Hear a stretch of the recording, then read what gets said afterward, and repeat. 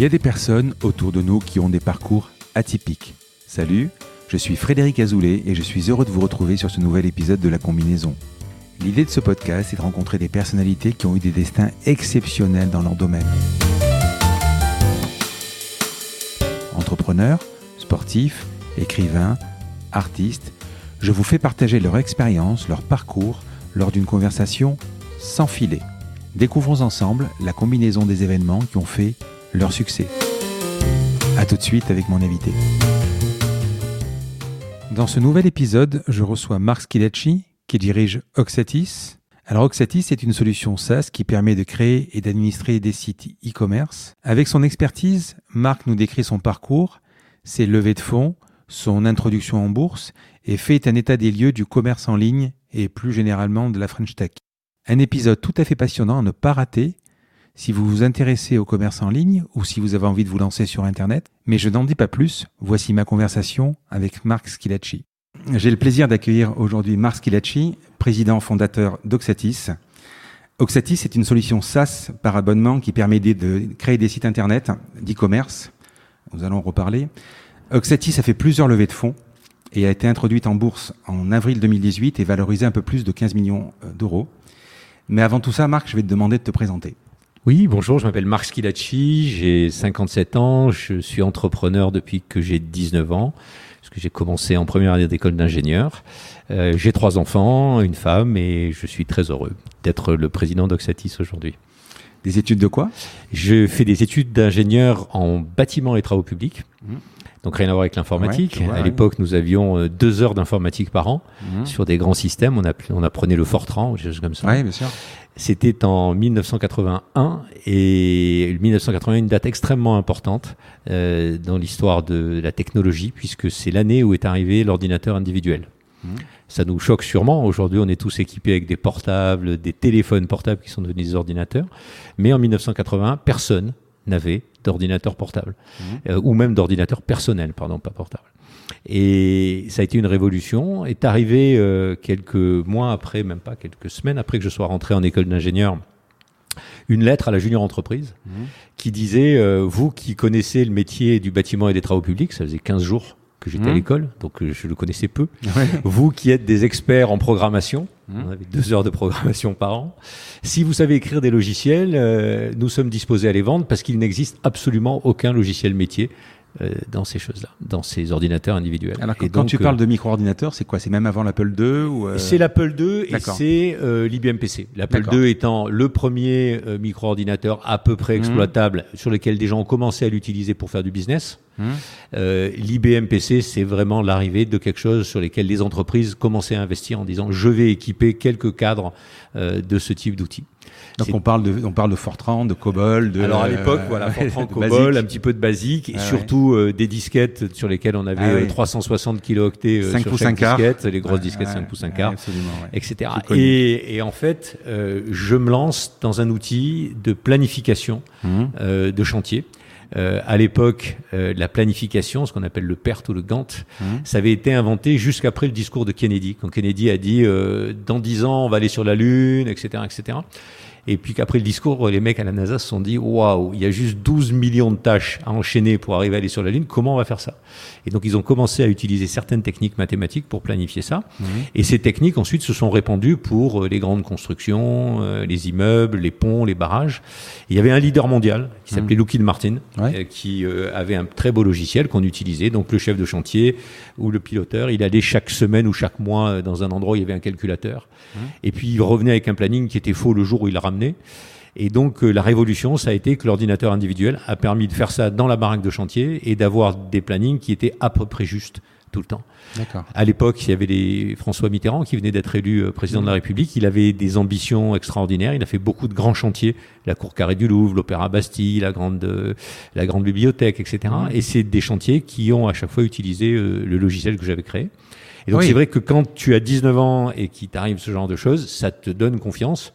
Même si la chance, c'est que c'est toujours dans un environnement qui est tellement balbutiant que même si c'est pas parfait, ce qu'on réalise, c'est toujours mieux que rien. Et donc ça, c'est extrêmement important quand on entreprend, d'avoir la chance d'avoir une première expérience qui est positive. Ça, c'était donc à Paris ? C'était à Paris, oui. Donc moi, je suis en effet marseillais, mais je suis parti faire mes études et mes classes préparatoires à Paris. D'accord. Et donc, à 19 ans, je rentre dans cette école d'ingénieur, l'école spéciale des travaux publics. Et j'exécute tout de suite, disons, de l'entrepreneuriat. On n'appelait pas ça comme ça à l'époque, mais il n'y avait pas de capital risque, il n'y avait pas de fonds, il n'y avait pas de start-up. On ne connaissait pas tous ces mots. Donc, j'étais inventeur de logiciels. C'était mon statut. Donc, j'avais des droits comme un écrivain. Et je percevais des royalties sur les logiciels que j'écrivais. Voilà comment ça a commencé. Et donc, jusqu'en quelle année ? Alors, j'ai fait ça jusqu'en 1992, donc 80-92. Entre-temps, j'ai monté une société de services en région parisienne. Et DFL ? Voilà. Et au milieu, alors c'était très intéressant parce que on apprend énormément de métiers. Quand on avait par exemple fait tout l'avitaillement en carburant de Roissy. Roissy, c'est le tiers de la consommation de carburant de la région parisienne. On ne se rend pas compte. C'est-à-dire que quand on fait la somme de toutes les bagnoles, de toutes les habitations, etc., Roissy, c'est un tiers de la consommation du carburant de Paris. Aujourd'hui ou à l'époque ? Parce que à ça l'époque, évolue en plus. Je pense qu'aujourd'hui, ça doit être pire. Un 747, c'est 400 000 litres. À l'époque, on parlait de 747, on dirait un 380 aujourd'hui. C'est 400 000 litres de carburant. 400 000 litres, c'est 8 grandes piscines. C'est juste colossal. Et bref, chaque fois qu'on avait un projet comme ça, on apprend un nouveau métier, on regarde comment les entreprises se gèrent, etc. C'est passionnant, mais il n'y avait pas de côté produit. Et moi, ça m'intéressait beaucoup d'essayer de faire des choses qui étaient utilisées plusieurs fois. Et dans début des années 90, on crée ce qu'on appelle des composants logiciels. C'est d'ailleurs comme ça qu'on va arriver au e-commerce. Là, l'histoire est un peu cocasse. Et les composants logiciels sont des briques comme des Lego qui font qu'un développeur peut très rapidement rajouter des fonctionnalités qu'il ne maîtrise pas. Par exemple, on fait un logiciel de gestion. Tout d'un coup, on a besoin de scanner des images. Paf, on prend une brique applicative qui permet de scanner, de coder des images, etc. Donc on vendait ça pratiquement partout dans le monde et on était très mauvais aux US. Et j'avais un confrère américain qui vendait des choses équivalentes et qui était très bon aux US et très mauvais partout. Donc on s'associe. Et un jour de 1996, il m'appelle. Un soir, j'étais à Paris en train de dîner avec des copains au restaurant. Et il me dit, Marc, il faut qu'on fasse un site internet marchand. Je veux dire, c'était une surprise absolue parce que en quelle année ? 1996. Quand on me dit, quand je raconte l'histoire, généralement la question c'est et ça n'a pas marché. Et le problème c'est que ça a marché. Et pourquoi ça a marché ? Mais dans ta tête, tu t'es dit c'est le Minitel en fait. Alors on avait l'expérience du Minitel en effet. C'est vraiment à l'époque. Mais pourquoi ça a marché ? C'est qu'il y a 4 serrures que tu dois ouvrir pour faire du site marchand dans un pays nouveau. Par exemple, on peut se dire quand est-ce que ça peut décoller en Afrique ? Quels sont les critères ? Ou quand est-ce que ça peut décoller en Italie ? On regarde ces 4 critères. 1, il faut que les gens soient équipés d'un terminal. Ça paraît idiot aujourd'hui où on a tous des portables, mais en 1996, c'était pas si évident. Nous, on parlait qu'à des développeurs et des ingénieurs. Ils avaient tous un ordinateur sur le bureau. C'est un premier point positif. Le deuxième point, il faut être connecté. À nouveau, ça paraît idiot aujourd'hui parce qu'on est tous avec son téléphone à la fois avec un écran et une connexion intrinsèquement dans le système. Mais à nouveau, en 1996, c'était plus rare. Les ingénieurs, ils avaient CompuServe, ils avaient UNet, ils avaient AOL ou des choses comme ça pour aller sur les BBS. Voilà. Et Bulletin Bound Services. Moi, j'ai commencé là avec le modem US Robotics 128K. Voilà, très bien. Voilà, c'était l'ancêtre des forums ou des blogs, etc., etc. Ça, c'était le deuxième point, connecté. Troisième point, il faut payer. Et alors là, je ne vais pas raconter de ça. Là, en 1996, il n'y avait pas de système de paiement en ligne. Et donc, les gens nous envoyaient par fax leur carte de crédit. Et nous, on l'a passé dans le sabot. Plus vieux connaissent ça, d'accord. Et en fait, on n'avait pas particulièrement de problème. Mais on peut noter, par exemple, que des pays comme l'Italie, qui sont pas si loin que nous, la bancarisation en carte de crédit est faible. Il y a un Italien sur 2 qui n'en a pas. Et donc, par exemple, des outils comme PayPal sont extrêmement importants en Italie. Et s'il n'y a pas un système qui permet de payer facilement sur Internet, l'Internet se développe beaucoup moins vite. Donc ça, on l'avait réglé. Et le quatrième point, c'est la livraison. Et notre chance, c'était que nous, on livrait rien, on téléchargeait.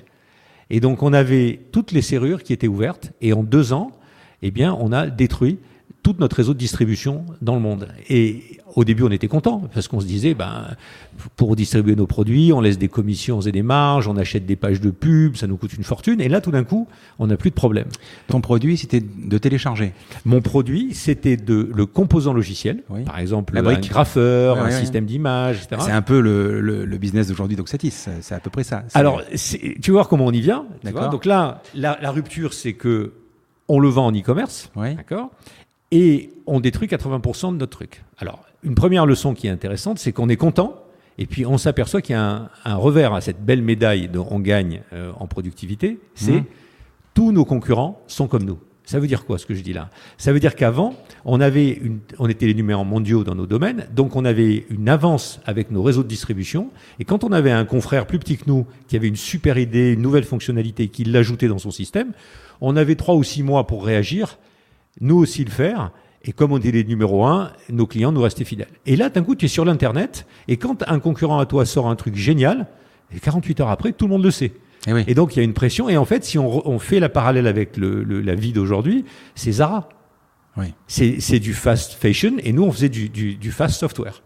Donc, parce que même à l'époque, tu avais, si tu fais du download, tu avais des problèmes de sécurité. Enfin, tu n'avais pas de problème de sécurité. Tu n'avais pas les mêmes problèmes de sécurité qu'aujourd'hui. Parce qu'aujourd'hui, Alors après, il y a un deuxième truc qui nous arrive en même temps, concomitamment, c'était que on arrivait donc à pirater, on pouvait arriver à pirater. Alors, pirater. Et en effet, alors sans pirater, déjà notre modèle. Alors nous, on avait beaucoup de piratage dans les pays de l'Est.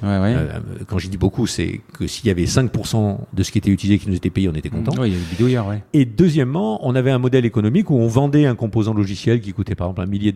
Et tous les ans, la boîte nous rachetait une nouvelle version. Soi-disant, ils étaient obligés d'en avoir un par développeur, mais quand ils en achetaient un, on était déjà content.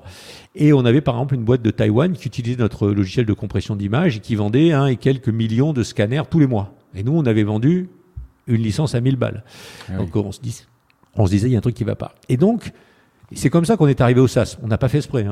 Notre but, c'était pas la vision du SaaS d'aujourd'hui. Le SaaS aujourd'hui, pourquoi ça a le vent en poupe à ce moment-là, c'est que c'est un enjeu de productivité. C'est-à-dire que c'est beaucoup plus simple à mettre en œuvre et c'est toujours à jour. Donc on a toujours les meilleurs technos. À l'époque, on a fait du SaaS, mais on savait pas qu'on en arrivait là. Nous, on voulait simplement se dire comment on se fait pas voler nos logiciels. Alors, on va rappeler ce que c'est quand même le SaaS. Ça, c'est Software as a Service. Voilà, donc ça veut dire qu'au lieu de prendre, et c'est très intéressant pour la suite, tu vas voir, au lieu de prendre une disquette ou un CD, de l'installer sur son PC et d'être responsable de l'exploitation de ce logiciel, et puis que chaque fois qu'il y a une mise à jour, il faut l'installer, il y a des clients qui l'installent, d'autres qui ne l'installent pas, etc.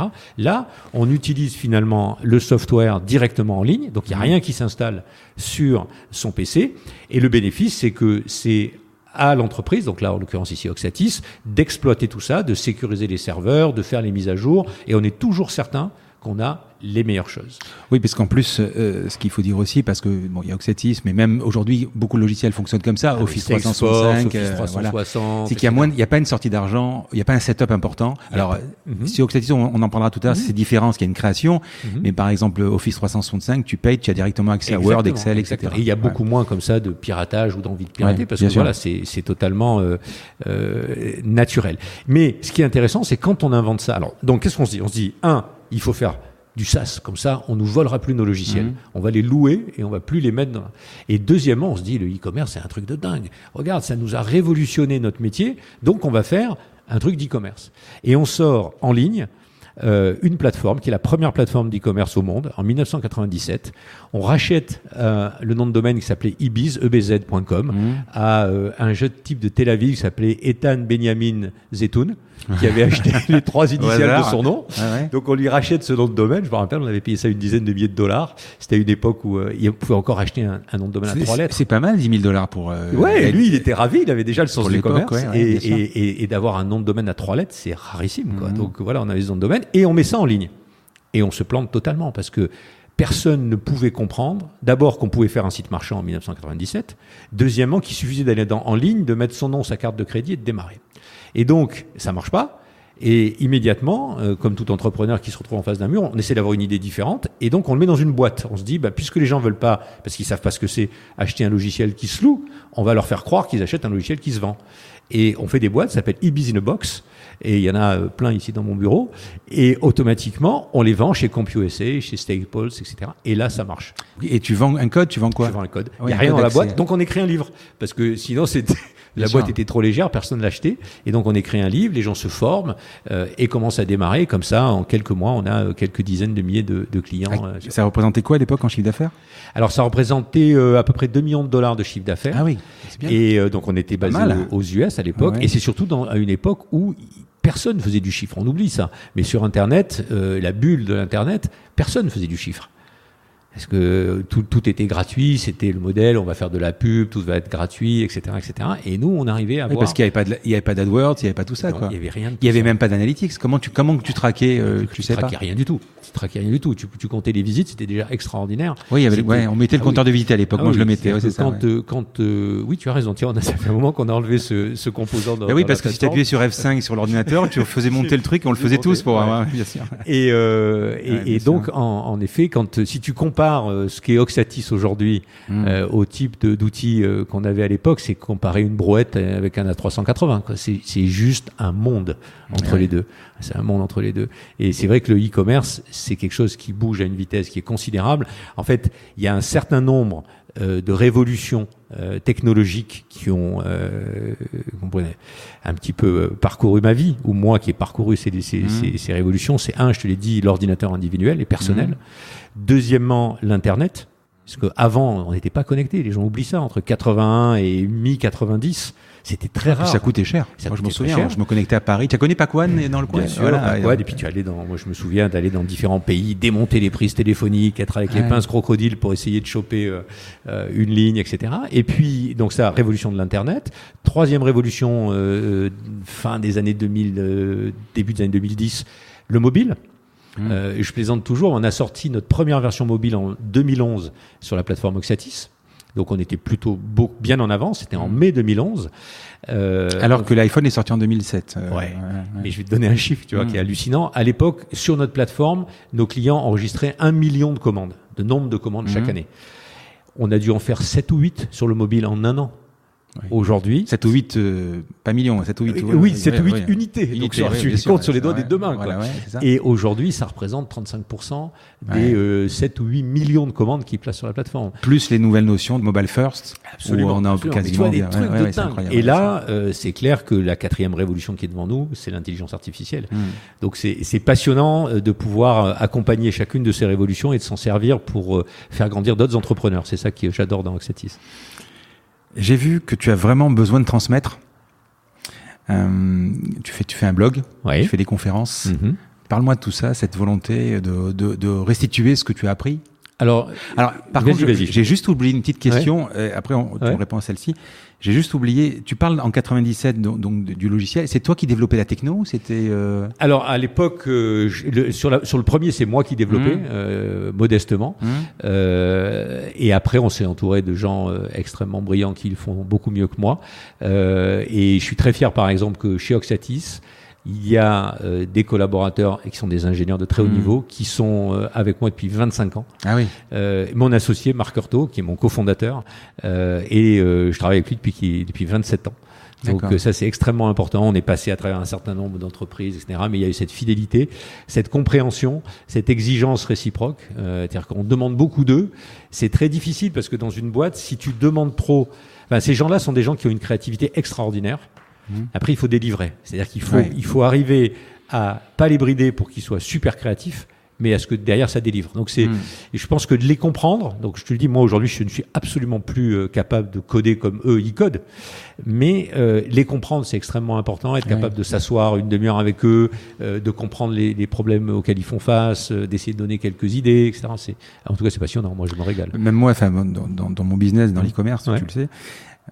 Je développe plus non, ça devient compliqué, mais ne serait-ce que d'avoir le même langage que le dev avec qui tu discutes, c'est vachement important. Et puis c'est enrichissant. Tu parles à des gens qui sont hyper brillants, qui sont toujours au fait des dernières technos, donc c'est extrêmement intéressant. Alors pour revenir à ta question sur transmettre, il y a plusieurs choses. D'abord, comme je te le disais à la fin de la question précédente, une des choses qui te donne le plus de plaisir, qui me donne le plus de plaisir, c'est Oxatis, en dehors de la croissance de l'entreprise, de la réussite de mes collaborateurs, etc. C'est d'aider un petit peu ou de participer à la réussite d'autres entrepreneurs. Donc ça, c'est fascinant parce que si tu fais un logiciel de compta, c'est sympathique, mais tu dis que finalement tu comptes les points. Nous, on est vraiment un logiciel qui fait vendre. Et quand il y a des entrepreneurs qui viennent chez toi, on a le cas par exemple d'une super marque de vélo qui s'appelle Commensal. Il est arrivé chez nous, il faisait 130 000 € en 2013 et ils feront presque 30 millions cette année. Donc multiplié par 200. En 6 ans. C'est fascinant de voir la création de valeur chez eux, les collaborateurs qui viennent. Une marque un petit peu ancienne, qu'on connaît tous comme Patogas, qui était une oubliée dans un gros groupe comme Vivarte. Ils sortent de là, ils sortent de leur Magento, ils viennent sur notre plateforme et ils font 180% de croissance sur leur site en 1 an. Voilà, ça c'est des choses qui sont extrêmement intéressantes et gratifiantes pour le chef d'entreprise. Et tu as envie de transmettre ce que tu sais. En plus, je me suis aperçu que notre marché d'e-commerce, les gens en ont à la fois peur, parce que c'est une transformation, c'est un changement, donc on peut le prendre comme une menace. Mais c'est aussi une opportunité considérable. Et en fait, ce qu'on attend d'Oxatis, et donc je pense de son dirigeant, c'est d'être capable d'analyser ce qui fait le succès des grands, des Amazon, des La Redoute, des Cdiscount, etc. Et de savoir quels sont les outils que doivent utiliser et à quel moment ceux qui sont un peu plus petits, les PME qui feront quelques millions d'euros, pour elles aussi pouvoir réussir. Et donc, c'est passionnant d'essayer de décrypter ça, à tort ou à raison, parce que toutes les prédictions ne sont pas vraies, et de pouvoir essayer de les conseiller à quel moment il fallait faire quelque chose. Je vais te donner un exemple. Amazon a fait des avis clients depuis 97 ou 98, très très vite. Ils avaient un volume de data qui était extrêmement important, qui leur permettait de faire ça. Et moi, je me disais, à tort, dans le milieu des années 2000, prends un marchand qui fait 1000 commandes par an. Toi, tu es un e-commerçant, 1000 commandes à 100 euros, 100 000 euros, ça commence à faire du chiffre d'affaires. Sans doute pas assez pour une entreprise, mais pour un commerçant de centre-ville, c'est considérable. Et tu te dis, lui, il a 1000 commandes. Si tu as 1% des gens qui laissent un avis, bon, il va recueillir 10 avis dans l'année. 2% étant le taux de transfo moyen dans l'e-commerce, je me disais, ça n'a aucun intérêt. Et encore, c'est pas mal, 2%, ça dépend des business. Mais bon, Et donc, si tu te dis, le type, il a 200-300 produits, il va avoir 20 avis par an, tu te dis, il vaut mieux oublier. Et puis, en regardant bien là, donc on le faisait pas. On proposait pas ce genre de choses, et moi, je ne conseillais pas à mes marchands de le faire. Et puis, en regardant bien la tendance, je me suis aperçu qu'en fait, c'était 12 à 15% des gens à qui tu demandais leur avis qui le donnaient. Donc ça change la règle. Et donc dans les milieu des années 2010, on s'est mis à proposer ces outils à nos marchands. Donc de transmettre ce qu'on recueille comme info et d'essayer de les répartir, ça a toujours été quelque chose qui m'a intéressé, qui m'a passionné. Donc ça, c'est pour le côté e-commerce.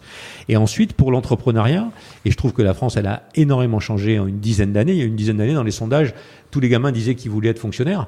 Et aujourd'hui, ils veulent tous créer une start-up. Alors, il y a sûrement un juste milieu entre les deux.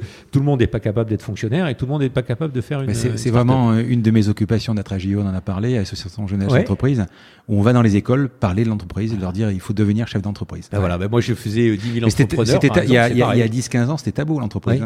C'est plus pareil. Et d'expliquer à des gamins de troisième, c'est quoi un entrepreneur? Et moi je leur dis, c'est quelqu'un en fait qui résout les problèmes des autres et qui, à ce titre, peut être rémunéré puisqu'il résout un problème. Je leur prends souvent des exemples tout bêtes. Le plombier résout un problème, il y a une fuite chez vous. Et donc, voilà comment vous allez devenir un plombier. Il faut vous équiper, donc il faut investir, il faut amortir, il faut se faire une réputation, etc., etc. Et les gamins, ils comprennent ça. Et ensuite, ça peut leur donner des idées, des envies. Après, on n'a pas tous les gènes pour être entrepreneur, parfois, il y a des gens qui sont des seconds exceptionnels, bien meilleurs que l'entrepreneur lui-même, mais qui n'ont pas les différents gènes qui font qu'on peut être entrepreneur. Oui, ce qu'on appelle le numéro 1, le numéro 2, c'est vrai qu'un train, il a besoin des wagons et d'une locomotive. Voilà. Bien sûr. Parlons d'Oxatis. Oui. Donc, j'allais te poser la question comment tu as eu l'idée d'Oxatis, mais ça, j'ai compris. Je suis désolé, je te l'ai donné avant, voilà. Voilà. Le nom, comment tu as trouvé le nom? Alors, il y a la version officielle, qui est qu'en fait, Oxalis, c'est le trèfle à 4 feuilles. Ah oui. Et que nous, on porte bonheur à nos marchands, etc. Super, voilà, ça c'est la version officielle. La version officieuse, c'est que on cherchait modestement un nom en 2001 avec Marc Heurtaud, mon associé, qu'on essayait de voir qu'est-ce qui pourrait ne pas être accroché au e-commerce, parce qu'on ne savait pas qu'est-ce que serait le e-commerce dans quelques années. Donc on voulait pas s'appeler Shop machin, Web bidule, etc. On essayait de chercher des noms où il n'y avait pas de phonétique, d'erreur phonétique possible, pas de F qui peuvent s'écrire PH ou des choses comme ça. Et enfin, il y avait des consonances à l'époque qui étaient un peu à la mode avec finir en IS, et il fallait que ce soit unique. Donc tu tapais dans Google et il sortait rien. Moi, j'ai une boîte, elle s'appelle Omnis Coloris. Donc, tu imagines, c'était l'époque. Hein. Voilà. Toi, tu as fait le double. C'est une fusion en plus. Il y avait Omnis, il y avait Coloris, on les a fusionnés, il fait le double. Mais c'était à l'époque de Numéris, c'était tout ça. Quoi. Exactement. Et alors, on l'a échappé belle, très modestement. On avait aussi dans la liste des candidats, des non-candidats, Enalis. Et quand on l'a googlisé, moi, je suis pas germanophile ou fun plutôt. Et je me suis aperçu que c'était des couches d'incontinence là-bas. Donc, on l'a échappé belle. Et donc, on a choisi Oxatis, qui a l'avantage d'être un nom. Et pourquoi pas Oxalis? Parce qu'à l'époque, on n'avait pas pensé du tout à Oxalis. Je t'ai dit, ça, c'était la version officielle. Ah oui, d'accord. Voilà, donc là, on est en transparence avec d'autres entrepreneurs. Donc, vous créez, comment ça se passe le tout début? Donc, vous avez le nom, tu es avec Marc, ton associé, et alors, c'est assez intéressant parce que on est en fin juin, début juillet. Vous aviez la même techno qu'aujourd'hui? Oui, elle a largement évolué. Oui, on avait une brouette et on a un A380, franchement. Hein. Voilà. Et donc, entre-temps, il y a eu 300 ADOM de travail, quoi. Donc, ça fait un peu du monde. Mais donc, persuadé que l'e-commerce allait être quelque chose de révolutionnaire, je dis à Marc, écoute, on va monter ce qu'on avait monté aux US, on va le monter en France. On arrive fin juin, début juillet. Moi, je suis hébergé par des potes en région parisienne. C'était près de Neuilly, je me rappelle. Et je descends l'avenue Charles de Gaulle de Neuilly avec mes statuts et mes 2 chèques, le mien et celui de Marc, pour créer la boîte. Et je crée une boîte Internet. Personne ne voulait de moi. Il a fallu que j'arrive au bout de Neuilly, dans une rue perpendiculaire. Il y avait une agence du Crédit Agricole. Ils ne devaient pas savoir ce que c'était Internet là-bas. Eux, ils ont pris le chèque et ils ont pris les statuts. Et on a commencé comme ça. Et c'est rigolo parce que on a commencé le 4 juillet. Tu ne leur demandais rien, pas de prêt. Ah non, mais il y avait ils ne voulaient pas prendre. Attends, les gens ont oublié. Hein. Moi, je me souviens d'un retour New York, Los Angeles, puisqu'on était dans le coin à l'époque. Ouais.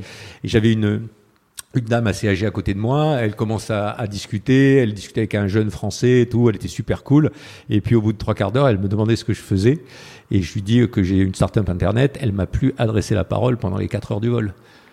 Parce que les Américains, c'était une claque considérable, la bulle de l'Internet. Pour eux, c'était leurs économies, donc ça a été une période dure qu'on a oubliée. 2000, c'était c'était 2001. On pensait que c'était le début de la fin. C'était la fin du début. C'est très différent. Et donc l'Internet aujourd'hui, il est partout. Il y a probablement des bulles encore, mais l'usage n'est pas une bulle. Il faut qu'on trouve un équilibre financier, mais l'usage n'est pas une bulle. Les bulles qu'on voit aujourd'hui, c'est juste qu'on veut aller tous extrêmement vite. C'est tout. C'est donc les boîtes lèvent beaucoup d'argent parce qu'elles veulent exécuter extrêmement vite. Mais puis les bulles aussi, c'est les monstres que sont devenus les GAFAM ou aujourd'hui les projets Libra, ce genre de choses. Ça fait peur, quoi. Bien sûr. Mais ces entreprises-là, quand tu regardes les valos d'entreprises comme Apple, etc., les sous-jacents sont souvent normaux. Oui. Et peut-être la seule exception, moi, ça serait Amazon. Mais tu regardes Apple, tu regardes Google, tu regardes Facebook, ce sont des boîtes qui délivrent du résultat d'une façon extrêmement forte. Ce qui est incroyable, c'est que je me souviens d'un article où on dit à un moment qu'Apple devient la première capitalisation du monde, qui dépasse Exxon à 200 ou 300 milliards. Aujourd'hui, Exxon, c'est à peu près toujours la même valo. Oui. Mais Apple, c'est 3 fois plus encore. Oui. C'est incroyable, quoi. Mais après, tu as d'autres situations. On a vu récemment des gens comme WeWork, on a eu des intros de Twitter, on a eu, qui il y a quelques années, c'est pour ça que je voulais mettre de la perspective. Toutes les boîtes ne sont pas amenées à avoir ce type de valeur. Et je pense que c'est probablement quelque chose, et on en reparlera sûrement quand on parlera de la French Tech autre, c'est probablement quelque chose qu'il faut qu'on Mais tu n'as pas eu envie de monter ce business aux États-Unis ? Oui et non. J'y avais été. J'ai vécu cette période de la bulle qui n'était pas très agréable. J'avais. C'est ça en fait. C'est le climat, quoi. Voilà. J'avais quitté la France. J'avais fait 2 ans de commuting, 15 jours Paris, 15 jours Los Angeles. Puis après, ma famille est venue me rejoindre là-bas. On y a vécu 2 ans. Mon épouse, elle pouvait pas travailler puisqu'on avait un visa mais pas de carte verte. C'est un peu compliqué. Et puis, la France a beaucoup de pays, mais c'est quand même un superbe pays, en particulier Marseille. On oublie que par rapport à la Californie, on a un temps qui est largement meilleur que le leur. On a une mer qui est toujours beaucoup plus chaude que la leur, parce qu'en Californie, quand il fait 12 dans l'eau, c'est bien. D'accord. Donc ici, quand même, on a beaucoup de chance. On a l'éducation qui est gratuite, qui est très haut niveau en France. On a la santé. On a la culture, on a les Alpes, enfin c'est un truc de dingue. Je veux dire, on a vraiment un territoire qui doit exploser, Marseille. Je posterai exceptionnellement, vraiment, parce que dans je poste une photo du dirigeant, mais là les bureaux, parce qu'on est on voit tout Marseille de ton bureau, c'est magnifique, quoi. Merci. Donc la techno, donc elle est équivalente aujourd'hui. Donc c'est quoi? C'était un dérivé de PHP? Alors il y a un framework, il y a quelque chose c'est plus compliqué que ça. En fait, la techno, quand on a commencé dans les débuts des années 2000, il n'y avait pas de PHP. Ouais, c'est vrai, c'est incroyable. Donc en fait, c'était des technos Microsoft principalement. Ouais. Et donc c'était même pas du .NET, c'est de l'ASP tout court. C'était de l'ASP à l'époque, et franchement, on a encore de l'ASP. Et ça tourne comme une horloge. D'accord. Le problème, c'est que c'est très difficile de trouver des développeurs. Les vitesses de développement sont pas du tout les mêmes que quand tu as des outils modernes. Donc aujourd'hui, d'abord, on n'a plus que de l'ASP, on a aussi du .NET, etc. Et on a beaucoup de choses qui se font en front. Et pas uniquement en back, puisque là on parle de technologie back. Et aujourd'hui, on est en train de travailler à l'évolution de notre plateforme. C'est-à-dire qu'il n'y aura pas de grand soir, il n'y a pas une version 1, une version 2. Je pense qu'on en est à la 6 ou 700e release d'Oxatis. On fait des releases toutes les semaines ou tous les 15 jours.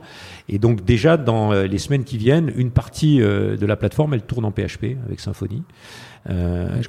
Pourtant, c'est mélangé avec de l'ASP, du .NET, enfin tout ça est bien mélangé, du React sur du front.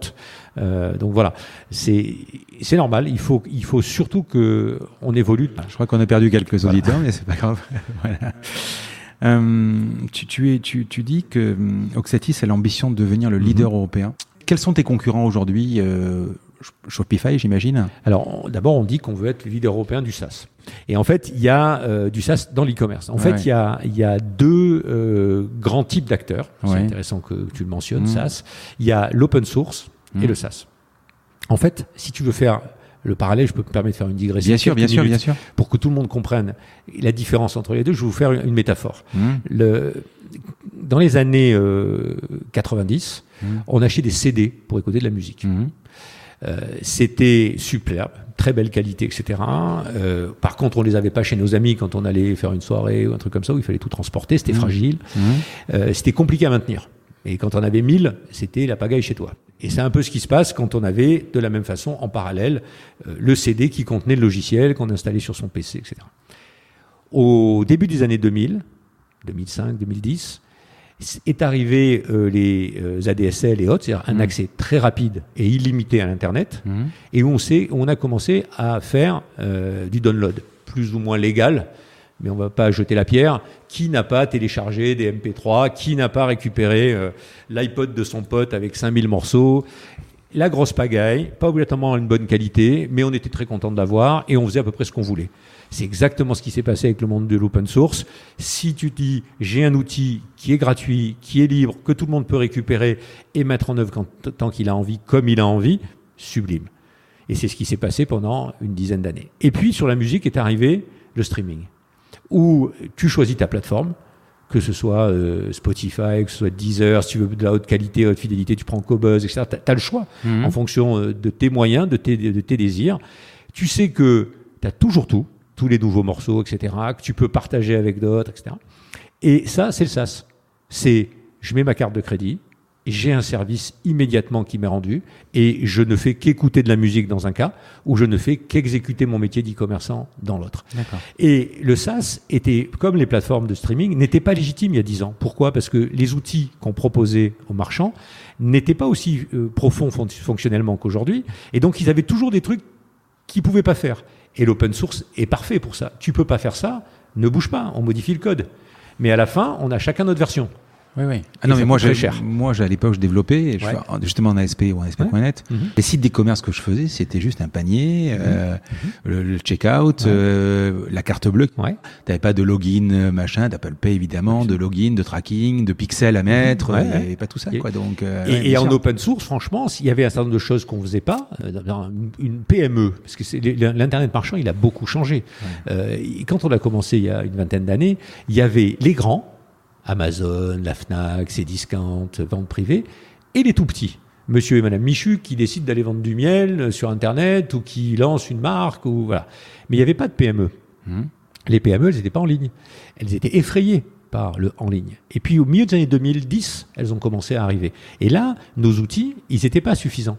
les outils SaaS. Oui, et donc, obligatoirement, les gens prenaient de l'open source, les tordaient comme ils voulaient. Au début, comme c'était gratuit, c'était une bonne nouvelle. Le problème, c'était après, en termes de maintenance, que ça coûte, parce que le truc gratuit, il est obsolète, il y a des failles de sécurité, on vous dit de mettre la nouvelle version, mais la nouvelle version, elle n'est pas compatible avec les développements que vous avez faits, etc., etc.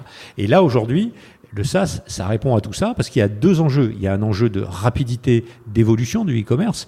Je sais qu'il y a un mot que je cite souvent qui t'a fait sourire. Je dis souvent, le commerce, il a été inventé il y a 7000 ans. Ouais. Et aujourd'hui, ça fait juste 7000 jours qu'on fait du e-commerce. Et en 7000 jours, on a mis dans nos jouets, dans nos logiciels, tout ce que le commerce a appris depuis 7000 ans. Toutes les techniques, comment on te vend la petite ceinture qui va bien avec les chaussures, comment on t'écoute, quel est le parcours qu'il faut te faire faire. Tout ça, c'est pas l'e-commerce qui l'a inventé.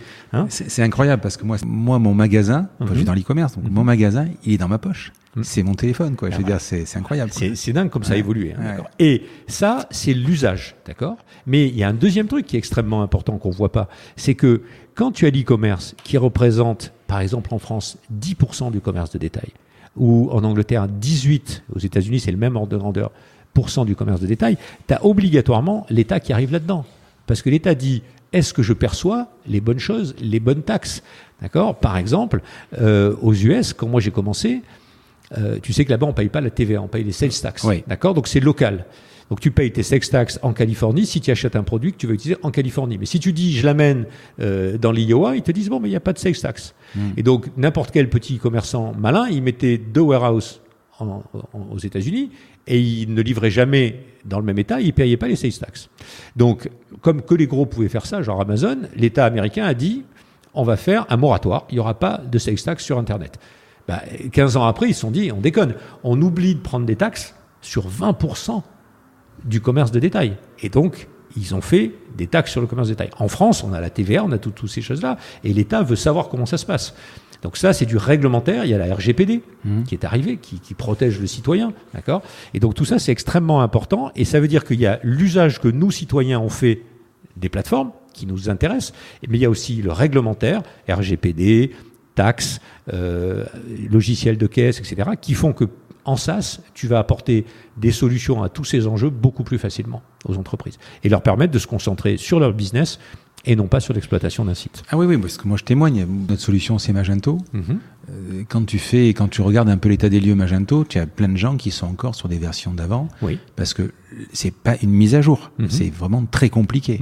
Et puis quand on te dit par exemple 13 septembre, les conditions de la banque, tu sais, voilà, vont changer. Voilà, ça va changer. Et c'est un problème. C'est un problème. Alors le RGPD, c'est un problème. Les banques nous appellent. Quand je te dis c'est un problème, c'est que techniquement c'est un problème. Je sais. Mais moi, je peux te donner deux ou trois cas qui sont assez illustrants. Par exemple, tu vois là, les gens comprennent pas, mais l'État vient de le comprendre, qu'on peut faire du black sur Internet, sur un site marchand. Tu te dis, non, il n'est pas sous l'argent liquide. Non, il n'y a pas d'argent liquide. Les gens, le e-commerçant malveillant, il met le compte PayPal de son fils pendant 2 heures. D'accord. Après, il remet le sien et il fait disparaître les commandes qui ont été prises sur le compte PayPal de son fils. Alors, qui va aller chercher les 700 ou 1000 euros qui sont passés sur un compte PayPal une fois? Personne. D'accord. Donc l'État, il veut pas ça. Et donc, il y a maintenant des nouvelles règles qui s'appellent la certification des logiciels de caisse. Et ton logiciel e-commerce, il doit être certifié. Quand tu as un open source, c'est juste impossible. Nous, tous les soirs, on prend toutes les transactions de tous nos e-commerçants que nos commerçants peuvent annuler et tout ça, c'est légal. Hein, et on met tout ça dans la blockchain. Et donc 3 ans après, si l'inspecteur demande à un de nos marchands « Prouvez-moi les transactions que vous avez faites en janvier 2018 », on te donne ton journal irréfutable de tes transactions de janvier 2018. Donc c'est un aide, parce que ça donne ce qu'on appelle une piste d'audit fiable, et ça aide le e-commerçant à prouver sa bonne foi. Et c'est logique que Et vous avez beaucoup de réquisitions comme ça? Ah, on en a, oui. Je ne vais pas te donner le nom, mais on en a régulièrement. D'accord. Et moi, ce qui m'a le plus étonné, c'est que ces réquisitions sont confidentielles. Et un jour, on me demande une réquisition sur le site du président de notre club VIP. On a un club d'utilisateurs qui nous aide à définir le produit. Je me suis dit, mince quand même. Et 2 mois après, je le croise, il me dit, ah Marc, c'est vraiment sympa d'avoir donné les informations. Je dis, qu'est-ce qu'il est en train de me raconter là? Et en fait, non, le type était hyper honnête, hyper carré, mais l'administration était en train de lui appliquer un taux de fraude moyen. D'accord. Et il dit, mais vous pouvez pas me démontrer que vous fraudez pas. Hein. C'est comme le cafetier qui dit, moi je fais aucun argent liquide, tout le monde me paye par carte. il peut pas le démontrer. Ouais, donc on va lui appliquer un taux. Et là, mon client a dit, non, moi, je peux vous le démontrer. Voilà ce qui s'est passé. C'est Oxatis qui vous l'a dit. C'est vous qui avez fait une réquisition. Et ça se passe très bien. Donc c'est positif pour tous les gens. Toujours pareil. Tous les gens honnêtes sont protégés par les lois. La RGPD, de la même façon, on a les outils de registre du consentement. Quand tu vas consentir à recevoir un email, nous, on enregistre ce consentement. On enregistre l'adresse IP du client, etc. Donc, on stocke tout ça dans la blockchain.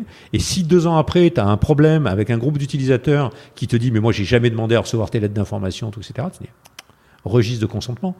À telle date, à telle heure, tu as dit oui. À telle date, à telle heure, tu as dit non. Et moi, mes lettres, je les ai envoyées entre ces 2 dates. » Donc, c'est extrêmement important de disposer de tous ces outils. C'est vraiment des outils de productivité, de compétitivité.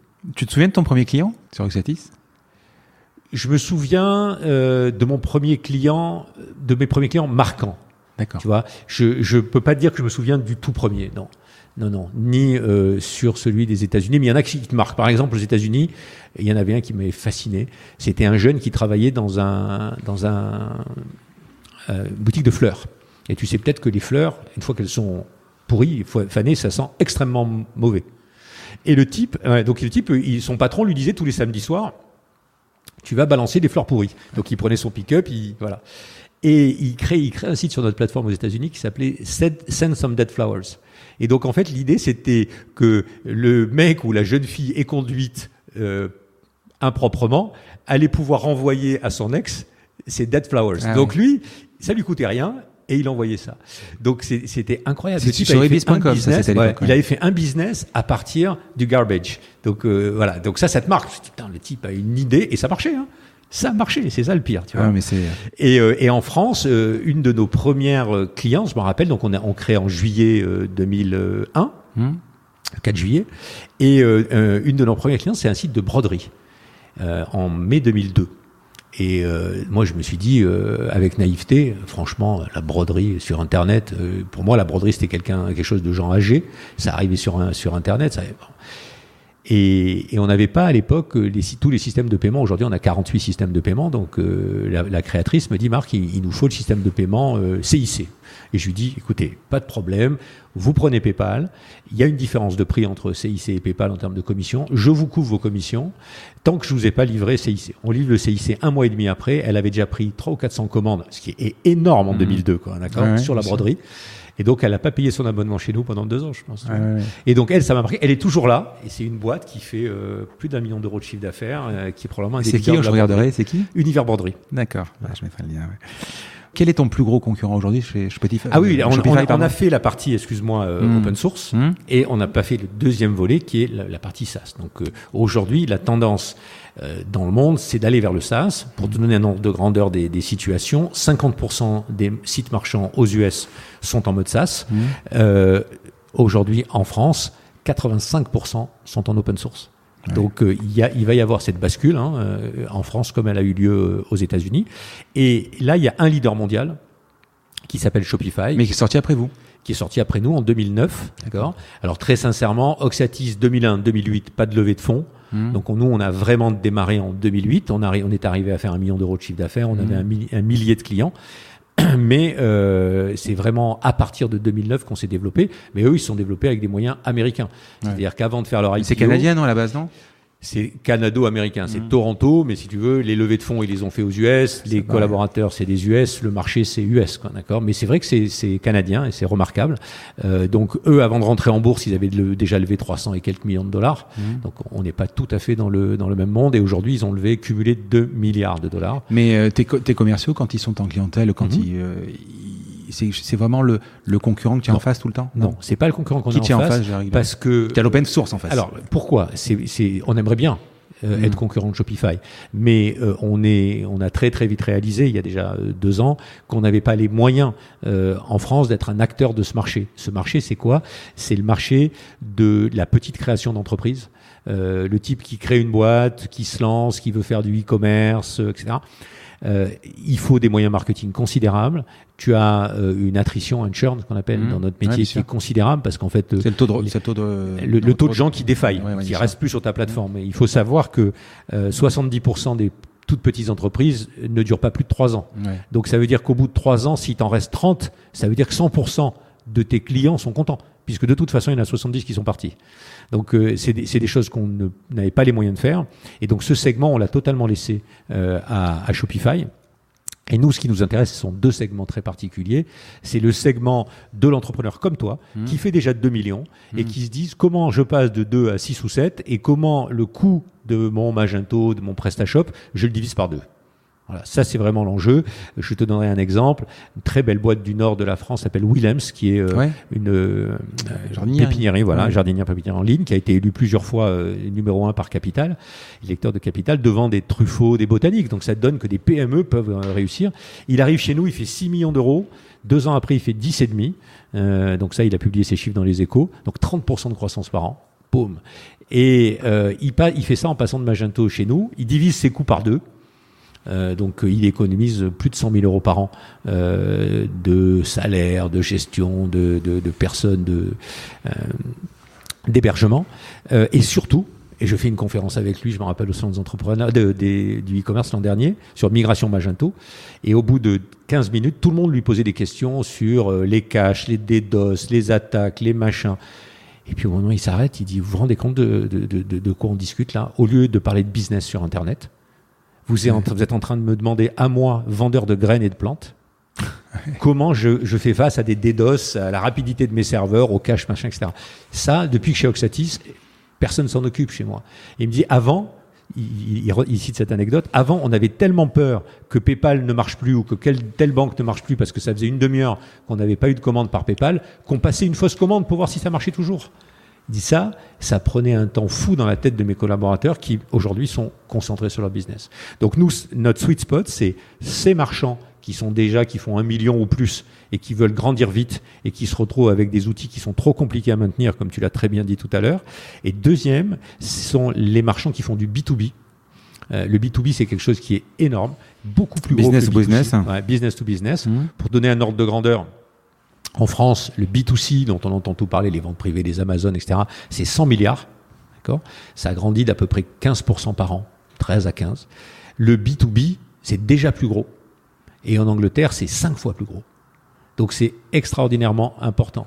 Et là, on a racheté en fait en 2014 la plateforme e-commerce du groupe Sage, qui était très très bien faite en B2B. Nous, très naïvement, on trouvait qu'elles étaient très moches, que leurs sites étaient très moches en B2C, ce qui était vrai, mais on n'avait pas vu la quintessence qui était derrière, qui était ce savoir-faire B2B. On l'a mis dans notre plateforme Oxatis, et aujourd'hui, on a énormément de clients B2B qui grandissent eux aussi très vite. Et un truc qui me fait sourire, parce que B2B, dans la tête de nos auditeurs, peut-être que c'est des gens qui font des boulons, des pièces industrielles. Oui, on en a plein. Mais notre plus gros marchand B2B, l'été, c'est le glacier Amorino. Ah oui. Il a des centaines de franchisés qui commandent chaque jour des paniers dont je tairai le montant, qui sont très importants, c'est pas 100 euros, de produits pour fabriquer les glaces. D'accord. Donc le B2B, ça concerne absolument tous les types de métiers. Et là-dessus, on a une offre qui est exceptionnellement pertinente. Donc c'est sur ces deux points. Oui, parce que je crois qu'il y a un setup qui est à peu près. Alors après, il y a des setups qui vont beaucoup dépendre. Mais tu peux t'en passer si tu veux. Tu peux arriver chez nous, mettre ta carte de crédit, démarrer et on te demande rien d'autre. D'accord. Et donc tu as des templates. Oui, bien sûr. Mais si tu veux, le vrai setup, c'est pas uniquement le design. Bien sûr que le design c'est important. Le vrai setup, quand tu as une boîte qui fait quelques millions, c'est la connexion avec ton système d'entreprise, ton CRM. Et donc nous, depuis le début. Est-ce que tu te rappelles que je t'ai dit qu'aux États-Unis, on avait réussi à réussir parce qu'on avait fait des boîtes. Oui. Quand on est arrivé en France, tu l'as souligné aussi, il n'y avait pas d'AdWords, il n'y avait rien. Donc même avec des moyens, en 2001, tu ne pouvais pas faire de la pub sur Internet. Ce n'était pas quelque chose, en tout cas pas de la pub pertinente. Et donc j'ai dit à Marc, mon associé, tu sais quoi ? Il y a des gens qui font des boîtes, qui les mettent dans les réseaux de distribution. Ils s'appellent Sage, ils s'appellent EBP, etc. Donc on va aller les voir. Et on va leur dire, vous faites des outils pour gérer, nous on fait des outils pour vendre, on pourrait faire quelque chose ensemble. Je vais voir Sage qui me dit « Ah, c'est une super idée, elle est tellement bonne votre idée que l'année dernière, on a acheté une boîte qui s'appelait Ubiquiz. On a dépensé beaucoup d'argent et donc on le fera sans vous. » Boîte qu'on a donc rachetée en 2014. Et on est allé voir EBP, leur concurrent, et le patron, très pragmatique, m'a dit « Marc, si ça ne me coûte pas un rond, banco. » Et donc on a commencé avec EBP, Webboutique, etc., qui était powered by Oxatis. Et dès le départ, dès les années 2001, On passait une commande, ça a émerveillé tout le monde, on passait une commande en ligne, elle arrivait dans le site marchand, donc il n'y avait pas de mobile à l'époque, c'était le site, et puis on la voyait apparaître dans l'ERP. Et puis quand on l'a validée dans l'ERP, on recevait un mail qui disait votre commande est partie. Mais tu sais que c'est un problème, c'est le transfert en compta. Bien sûr. Mais même sur des plateformes qui sont quand même importantes comme Magento, c'est un problème. Oui, parce que ne serait-ce que la TVA. Nous, on a fait quasiment des devs spéciaux pour gérer la TVA. Quoi. Voilà. Et ben, tout ça, chez Oxatis, si tu as du Sage, du Cegid, de l'EBP, tout ça, c'est natif. Donc c'est vraiment important. Et puis tu vois, tu disais la compta, c'est compliqué, mais je vais te donner un truc que tout le monde comprendra, tous les entrepreneurs en tout cas. Dans la vie, tu payes des factures. Tout le monde paye des factures. Personne paye des commandes. Sur Internet, tu payes des commandes. Réfléchis à ça. Ça veut dire que quand tu as une commande et un paiement qui sont dans ton site marchand et que tu veux mettre ça dans ton ERP, le truc te dit non, moi, je ne sais pas où l'attacher ton paiement parce qu'il me faut une facture. Ouais. Donc il faut avoir des technos qui font que soit tu crées des factures d'acompte, soit tu crées la facture définitive. Mais au moment où tu intègres le paiement, si tu veux le traquer, et c'est ce que tu veux faire dans l'ERP, il faut faire quelque chose. Et c'est pas juste je transfère la commande. Celui qui te dit on transfère les commandes, il n'a même pas compris qu'il y avait un problème. Non, parce que moi j'ai quand même beaucoup de commandes qui aboutissent pas. C'est-à-dire que tu as le type qui te dit je te paye par chèque, il t'envoie jamais le chèque, ou le virement, il t'envoie jamais le virement. Ça génère une commande et ça ne génère pas une facture. Bien sûr. Voilà. On est à Marseille. Oui. Donc je crois que tu as 200 personnes à peu près qui bossent. À peu près 200. On est plutôt 100. Est-ce que c'est compliqué le recrutement ?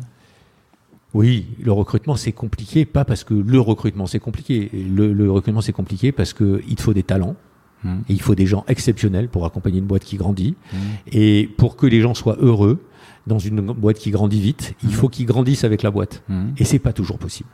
Et ça, c'est très très difficile en tant qu'entrepreneur. Il faut qu'ils grandissent par rapport à la taille de la boîte. Parce que quand tu es 10 ou quand tu es 100, tu n'as pas les mêmes relations dans la boîte. Si tu es rentré quand tu étais 10 et que quand tu es 100, tu as le même job, tu as obligatoirement des gens qui te sont passés devant. Donc ça, c'est difficile à vivre. D'accord ? Et puis, la boîte, elle change de clientèle. Comme je te le disais, il y a 15 ans, on adressait des tout petits. Aujourd'hui, on adresse des entreprises qui font des millions d'euros.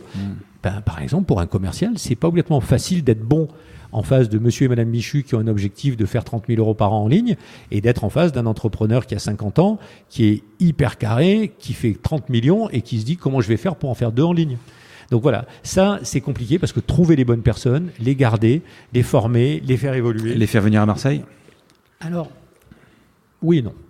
Je pense que c'est humainement un risque parce que en tant qu'entrepreneur, dirigeant, tu te dis je fais venir quelqu'un, je fais venir sa famille et si ça marche pas, est-ce que j'aurai le courage de lui dire non, ça marche pas. D'accord ? Donc ça, c'est humainement difficile. Mais il y en a dont ce sont des projets de vie. Tu vois, notre directeur marketing, lui, c'était un projet de vie de venir ici et il est enchanté d'être arrivé à Marseille avec sa famille. Donc il y a quand même tellement de gens qui veulent sortir de Paris ou de la région parisienne que c'est une bonne opportunité et je pense que les gens sont très fidèles aussi quand tu as la possibilité de leur donner de l'évolution. Au niveau structure, tu as quoi, des data centers ? Comment ça fonctionne ? Alors oui, c'est assez intéressant parce que nous, on a notre propre équipement. C'est-à-dire qu'on n'est pas du tout sur de l'AWS ou... Pas du tout. Pas voilà. Un truc là-dedans. D'accord. On a tout chez Jaguar Network. Ouais. J'interviewe bientôt. Voilà. Kevin, super gars. Ouais. Et on a en fait une baie. D'accord. C'est tout. Une baie. Alors, tu vas voir pourquoi c'est important. Une baie, dedans, il y a 800 processeurs. Hein, donc, c'est une baie qui est bien remplie. Mais et cette baie permet à 10 000 marchands de faire du e-commerce. Alors, pourquoi c'est intéressant ? Parce que cette baie, elle consomme 7 kWh. Toi, tes serveurs, tu dois avoir 2-3 serveurs obligatoirement. Si tu veux déjà, oui. Voilà. Non, mais juste pour ton Magento. L'ordre de grandeur. Oui. Hein, enfin, oui, bien sûr. L'ordre de grandeur, c'est quelques serveurs. C'est OVH et il y a un backup, évidemment. Voilà. On a 2 serveurs déjà. Voilà, tu as 2 serveurs. Voilà. Tu as peut-être un serveur de base de données, tu as peut-être un serveur de cache, etc. Donc, un serveur, ça consomme 300 watts. Ouais. D'accord ? Donc, tu en as 2-3, tu as 1 kW. Bien sûr, tu as raison. D'accord ? Nous, on a 7 kW pour 10 000, pardon, excuse-moi. Donc, ça veut dire que chaque marchand consomme en théorie moins d'1 watt quand toi tu vas en consommer. Mais ils font de la ressource on demand, c'est un peu comme... Alors ça c'est notre job à nous. C'est-à-dire que notre job à nous, c'est de mutualiser les ressources Internet marchandes. Celui qui fait du B2B, il ne vend pas le samedi matin. Il n'est pas concerné par le Black Friday. Et celui qui fait du Black Friday, il ne fait peut-être pas la Saint-Valentin. C'est des choses totalement différentes. Ouais. On a, par exemple, une super YouTubeuse chez nous, qui est l'atelier de Roxane. Ouais. Elle a 2 millions de followers. Je peux te dire que quand elle envoie une nouvelle vidéo un samedi matin, tu as l'impression qu'il y a un DDoS sur la plateforme. Le truc, il monte en flèche. Un jour, on a eu un de nos marchands qui vend des guillotines à saucisson pour faire l'apéro.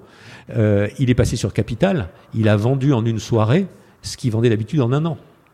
D'accord ? Donc nous, notre job, c'est d'affecter correctement ces ressources à travers cette ferme de serveurs. Et puis il y a un deuxième truc qui est important, qui explique pourquoi on n'est pas sur AWS ou des choses comme ça, c'est que le e-commerce, c'est un métier qui est hautement asymétrique. Je vais essayer de t'expliquer pourquoi. Quand tu fais de la compta, ou de la paye, ou tous ces trucs un peu classiques de la gestion, tu écris dans ta base à peu près autant que tu lis. Ouais. Quand tu fais du e-commerce, tu l'as dit toi-même tout à l'heure, quand on a 2% de taux de transfo, on est super content. Ça veut dire qu'on passe son temps à lire. Ouais. On passe son temps à afficher des prix, à calculer des prix, à donner le bon prix, à donner le bon produit. Et puis, 2 fois sur 100, on va partir sur un process d'écriture. Donc, si tu veux optimiser ton système de base de données, etc., il faut qu'il soit hautement dissymétrique. Et ça, c'est notre métier, c'est notre job. Et c'est intéressant, surtout que quand je te parlais de la consommation électrique, parce que ça, c'est vraiment un enjeu sur lequel on est en train de travailler. La consommation électrique des 180 000 sites marchands français, c'est la consommation électrique de Toulouse. Tu te rends compte ? D'accord ? Ouais. La consommation électrique de l'ensemble de ces sites, s'ils étaient sur une plateforme comme la nôtre, c'est un village de 7000 habitants. Tu vois la différence ? Donc voilà, on travaille là-dessus, on travaille à le valoriser. Pour nous, c'est importantissime. Et je pense que les gens de plus en plus feront attention. Quand je dis on travaille là-dessus, c'est comment essayer d'avoir un label qui permette au client final de se dire j'achète sur un site qui est un site qui est green, sur lequel il n'y a pas d'impact écologique, etc. On y travaille. Et vous avez, ça vous est déjà arrivé, on touche du bois, vraiment un problème d'un bug ou ce genre de choses ? Alors, ce qui nous arrive, alors on a comme tout le monde des bugs. Ouais. Le métier, c'est d'en avoir le moins possible et d'être conscient du fait que sur la plateforme, il passe à peu près 40, 50 000 commandes par jour. Dans des jours comme le Black Friday, tu peux multiplier par 3 ou 4 ou le début des soldes. Donc, tu t'imagines combien ça fait à la seconde. Donc, si tu fais une erreur dans le code ou tu décales un taux de TVA ou autre, c'est chaud. D'accord ? Donc, avant de publier, tu as quand même des tests de régression très impressionnants. D'accord ? Je te donne un exemple. Dans le B2B, on a un test de régression qui calcule 13 000 prix différents avant de dire on passe en prod. Et s'il y a un prix qui est différent de ce que donnait le logiciel la fois d'avant, on ne peut pas passer en prod. Donc ça, c'est gérer les bugs. Après, il y a l'avantage du SaaS. Quand tu as un bug qui n'est pas très grave, bug d'usage, qui n'est pas très confortable, etc., tu corriges en quelques minutes et tout le monde en profite. Donc ça, c'est vraiment Donc tu as des gars 24 heures sur 24 qui sont là ? Ah oui, bien sûr qu'on a des gens. Mais on a plus des gens 24 heures sur 24 pour une autre raison. On a des gens 24 heures sur 24 parce que les gens pensent que la vie est un long fleuve tranquille, surtout nos clients, parce qu'eux, ils savent pas ce que c'est un DDoS, ils n'ont jamais vu ça, une attaque, un machin, mais nous, c'est tous les jours. Oui, et celui qui pense que c'est pas tous les jours, il est fou. Moi, j'ai entendu des gens, je citerai pas la plateforme open source, découvrir des fichiers présents sur leur FTP qu'ils n'avaient pas prévus. En fait, c'était les exports de leurs fichiers clients. Parce que des pirates avaient mis un petit cheval de Troie qui sortait le fichier client tous les jours et qui le récupérait quelques minutes après. Le type a eu la chance de tomber dans les quelques minutes et se dit mais qu'est-ce qu'il fait là ce fichier ? Ah mais le piratage c'est quelque chose de super important. Ce qu'il faut comprendre aussi, parce que nous comme on a quand même eu pas mal de problèmes aussi d'attaques, c'est que c'est pas une attaque qui est ciblée sur Oxatis ou Papéo ou peu importe. C'est une attaque qui va être ciblée sur des plages d'IP, sur des CMS, sur le choix. Donc le gars il va balancer 10 000 pistes et s'il y a une faille, il rentre. Il rentre et après ce qui va être important, surtout, alors ça c'est des failles de sécurité. Ouais. Et alors l'open source, ce qui est compliqué pour eux, c'est que comme le code est public, les gens essayent, en regardant l'envers du décor. C'est comme si tu devais rentrer dans une banque à travers un coffre-fort dont on te donne tous les plans. Ouais. C'est quand même plus facile. J'ai pas dit que c'est très facile, mais c'est plus facile que si on te donne aucun plan. D'accord ? Donc nous, c'est un peu mieux pour nous de se défendre, mais c'est un vrai job. Hein. On a donc il y a des gars qui monitorent en permanence. On a 7 personnes qui sont affectées à ce genre de choses. On va parler de l'introduction en bourse. Alors, je vais prévenir tout de suite parce que c'est quand même particulier comme discussion. Tu ne peux pas répondre à toutes les questions parce que peut-être des gens vont se dire ouais, il n'a pas posé la bonne question, mais tu es quand même tenu par des marchés. Alors, je suis tenu, si tu veux, à ce que tout le monde ait la même information en même temps. Donc, je ne peux pas délivrer une information particulière. Donc, on ne pourra pas parler de chiffre d'affaires, ce genre de choses. Mais par contre, ces chiffres sont publics. Oui, donc, il faut surtout aller les voir si vous avez envie. Investisseur.oxatis.com et vous trouverez toutes les infos.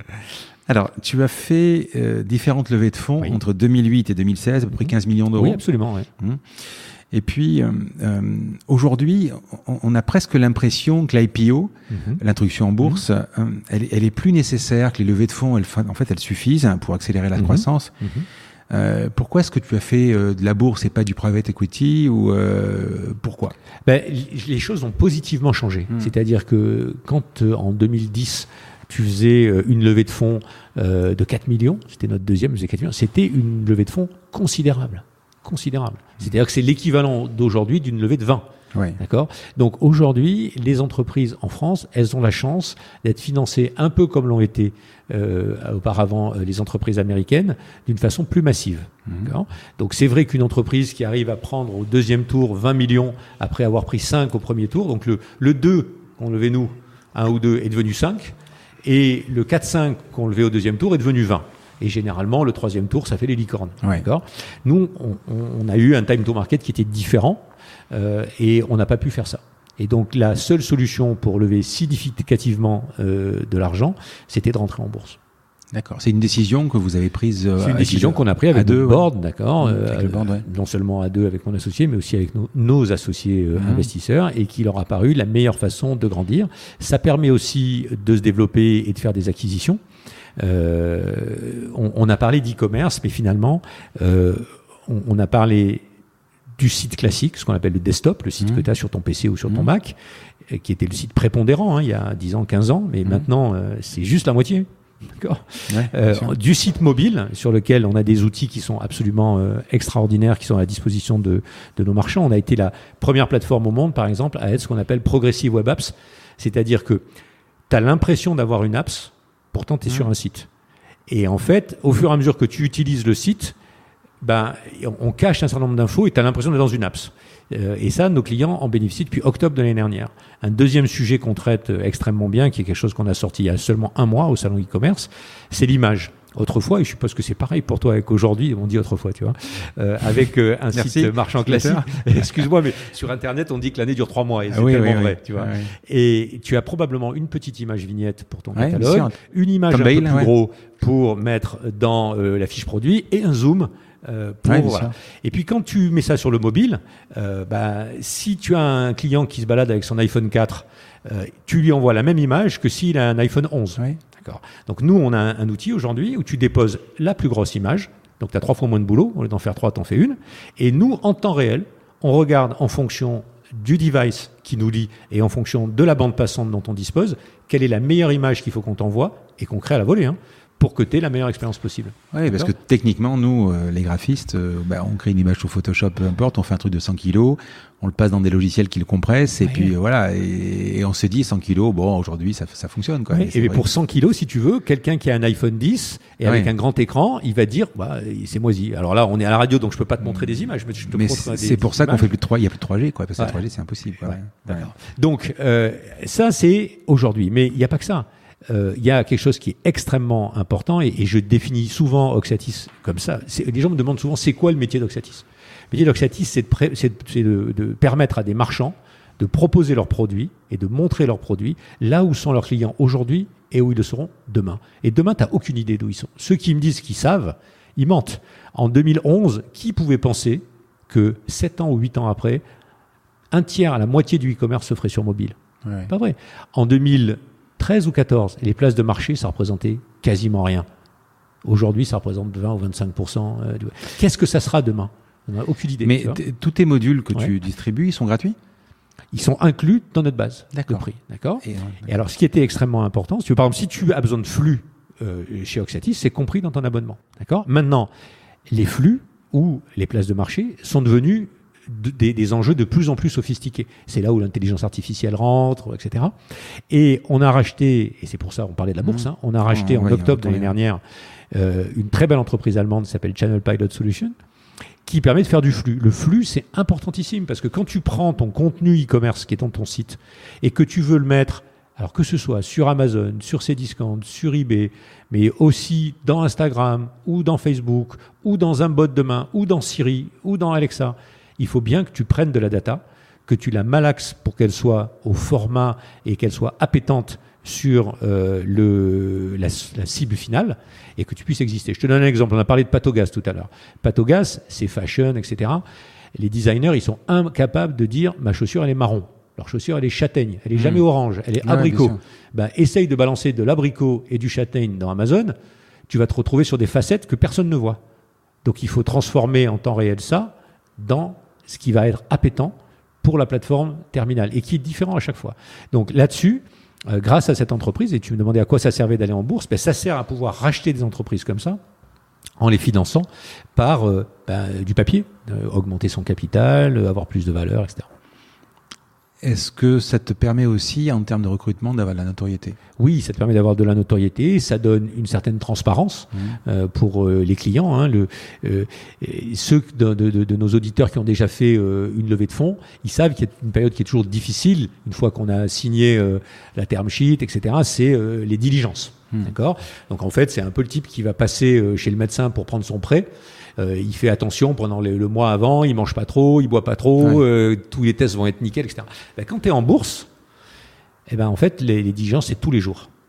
Tu dois être totalement transparent, tout le temps, pour tout le monde. Ce qui te permet aussi en avantage. C'est compliqué quand même. C'est très compliqué. C'est très Parce cher. Que tu dois avoir quoi ? Un double commissariat aux comptes, comment on appelle ça, les PRS ou l'IP, comment ça s'appelle ? IFRS, c'est les normes américaines. On n'est pas obligé sur le segment où on est, mais je vais donner un ordre de grandeur. Nous, PME, on dépensait à peu près 10-15 000 euros par an pour nos CAC.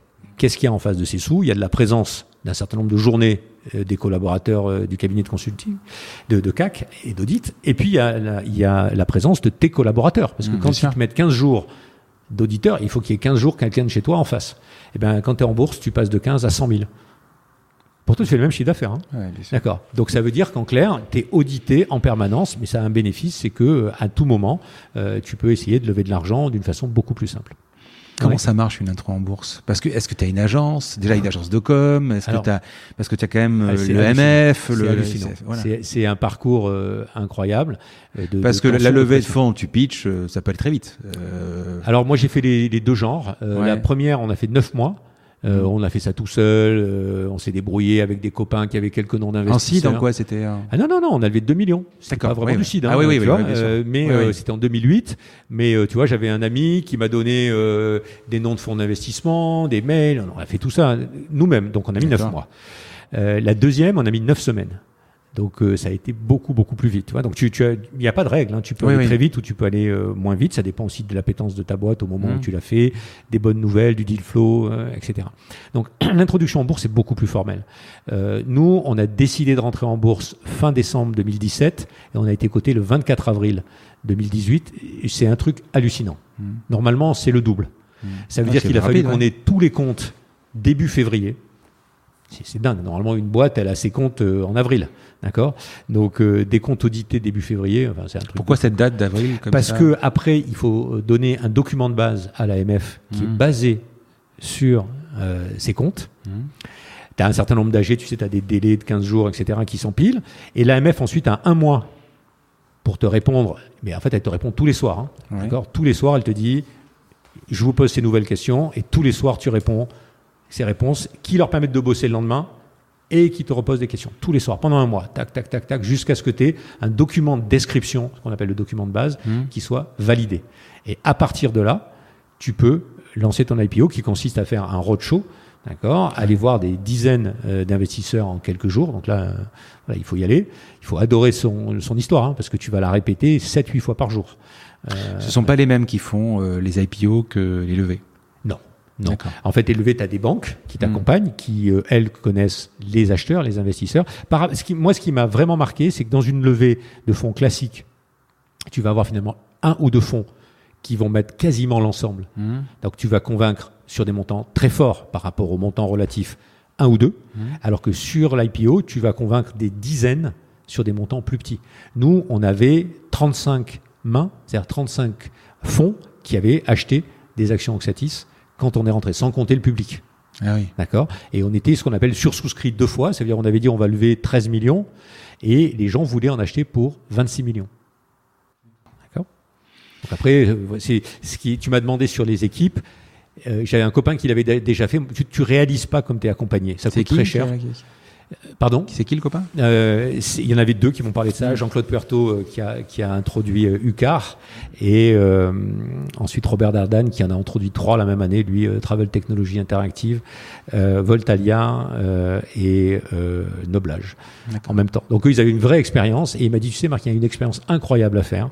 Tu fais des conf calls toutes les semaines avec toutes les parties, les banques, la communication, ton listing sponsor, etc., tes CAC. Un jour, au lieu de raccrocher le premier comme tu fais à chaque fois, t'attends que tout le monde raccroche et tu comptes le nombre de bips pour regarder combien il y avait de gens avec toi.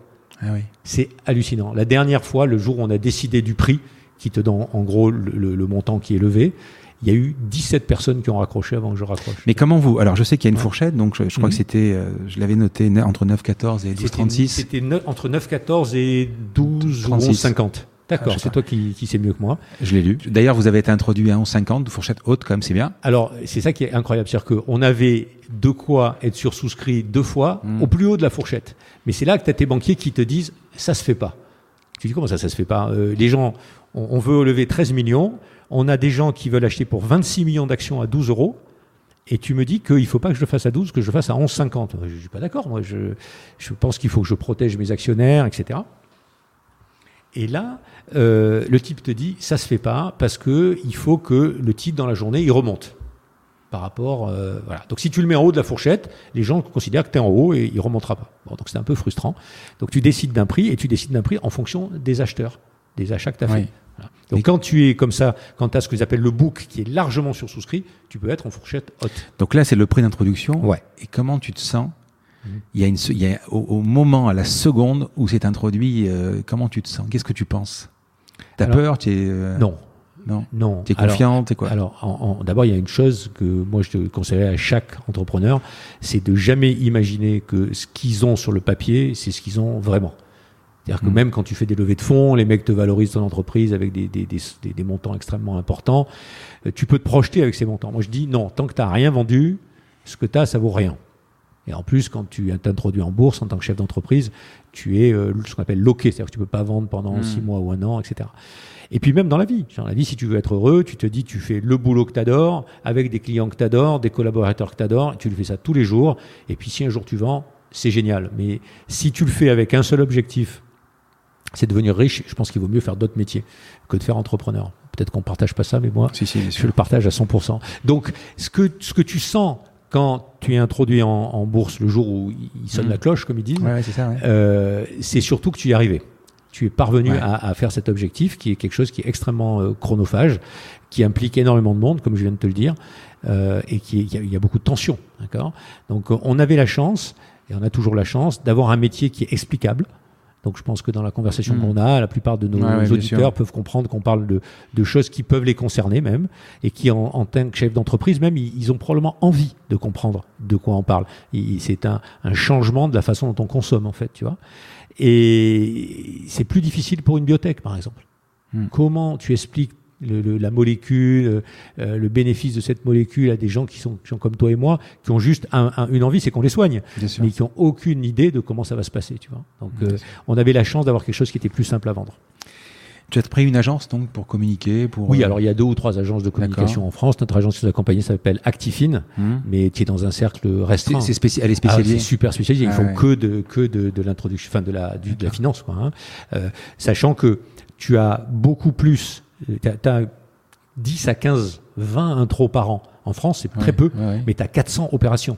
Ça veut dire que tu as plein de gens qui, la 2e, la 3e, la 50e année, refont appel au marché en émettant des actions, etc. Tu vois, donc le côté IPO, c'est un tout petite partie du business que tu vas trouver sur les marchés. Mais tu es passé par une banque d'affaires ou c'est Alors, tu as obligatoirement ce qu'on appelle un listing sponsor, d'accord. Donc, c'est quelqu'un qui connaît parfaitement tout le processus d'intégration et qui va mélanger, faire travailler ensemble tes CAC, tes avocats qui doivent être aussi des avocats qui sont spécialisés dans ce type de droit, l'AMF. C'est pour ça que tout coûte un bras, quoi.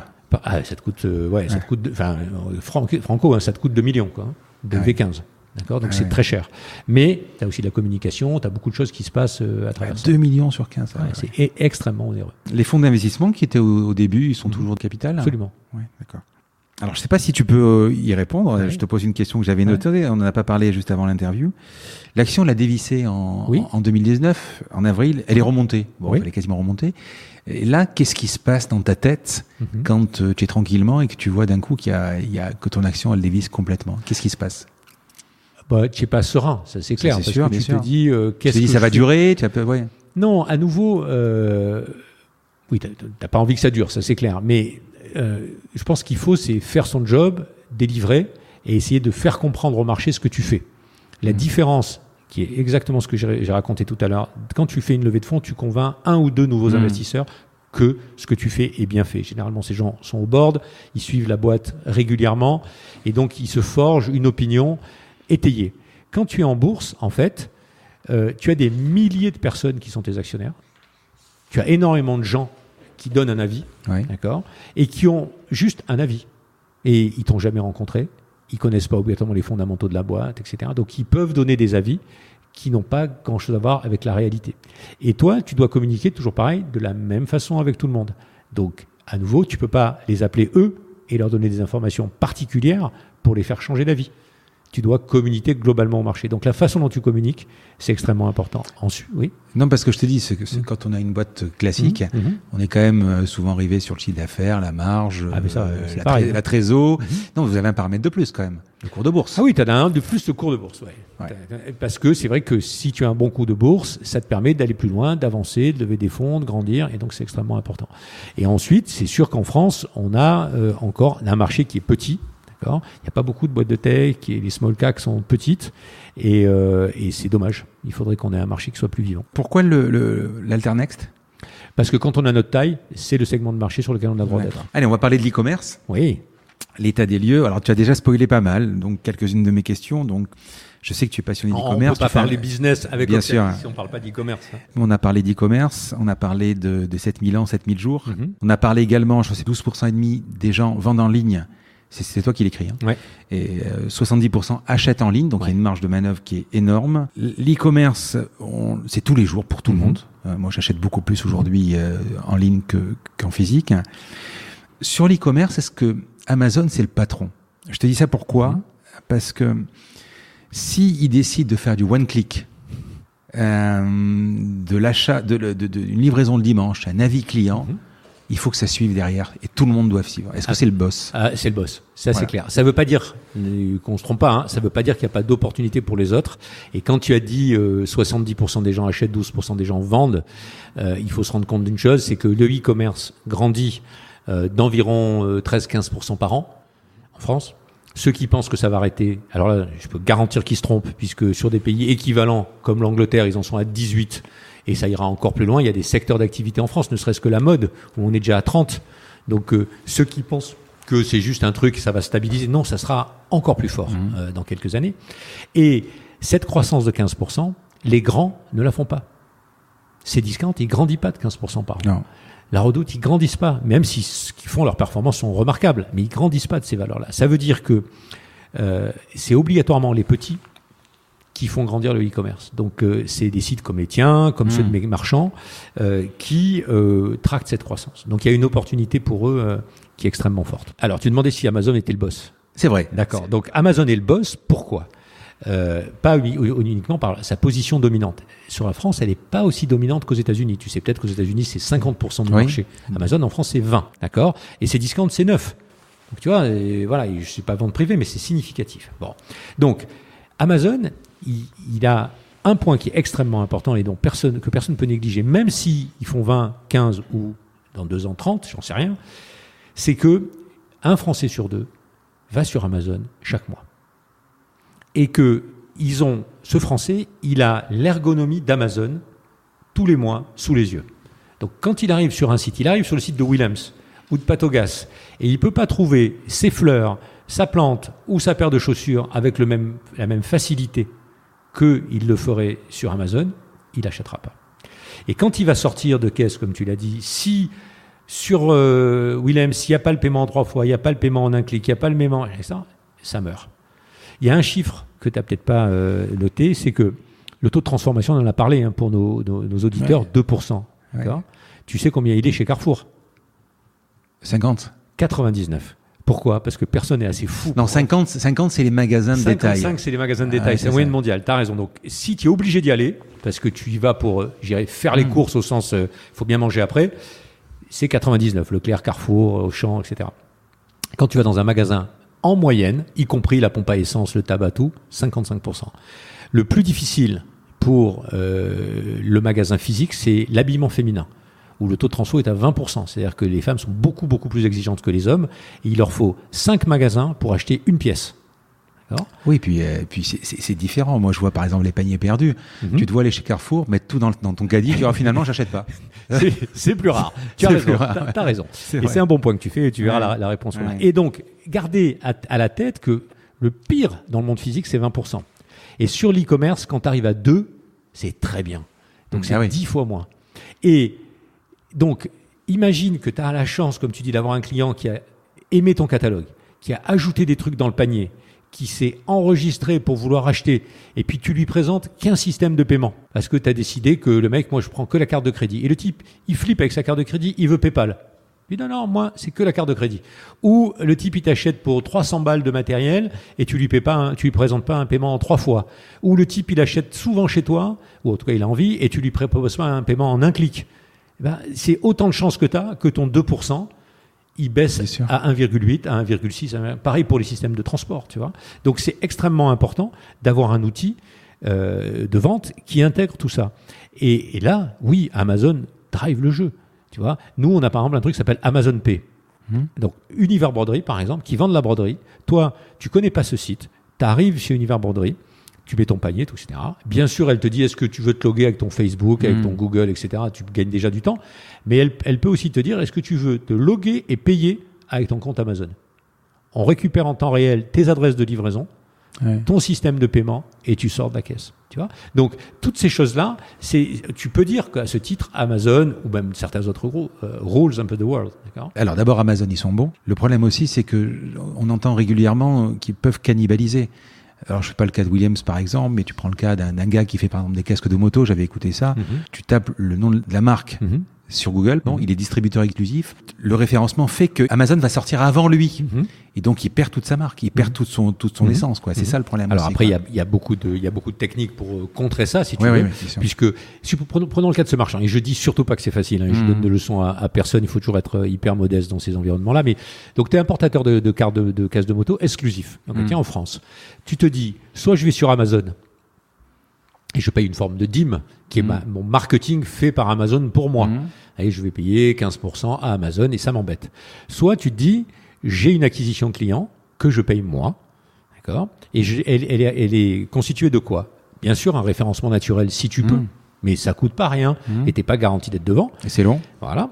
Un Google Shopping, du AdWords, et tu peux même démontrer que nos clients qui sont premiers sur leurs mots-clés dans Google en naturel, ils achètent du AdWords, ils achètent du shopping parce qu'ils font 2 à 3 fois plus de business quand ils ont les 3. Alors pour ceux qui ne connaissent pas l'AdWords, c'est publicité par les mots.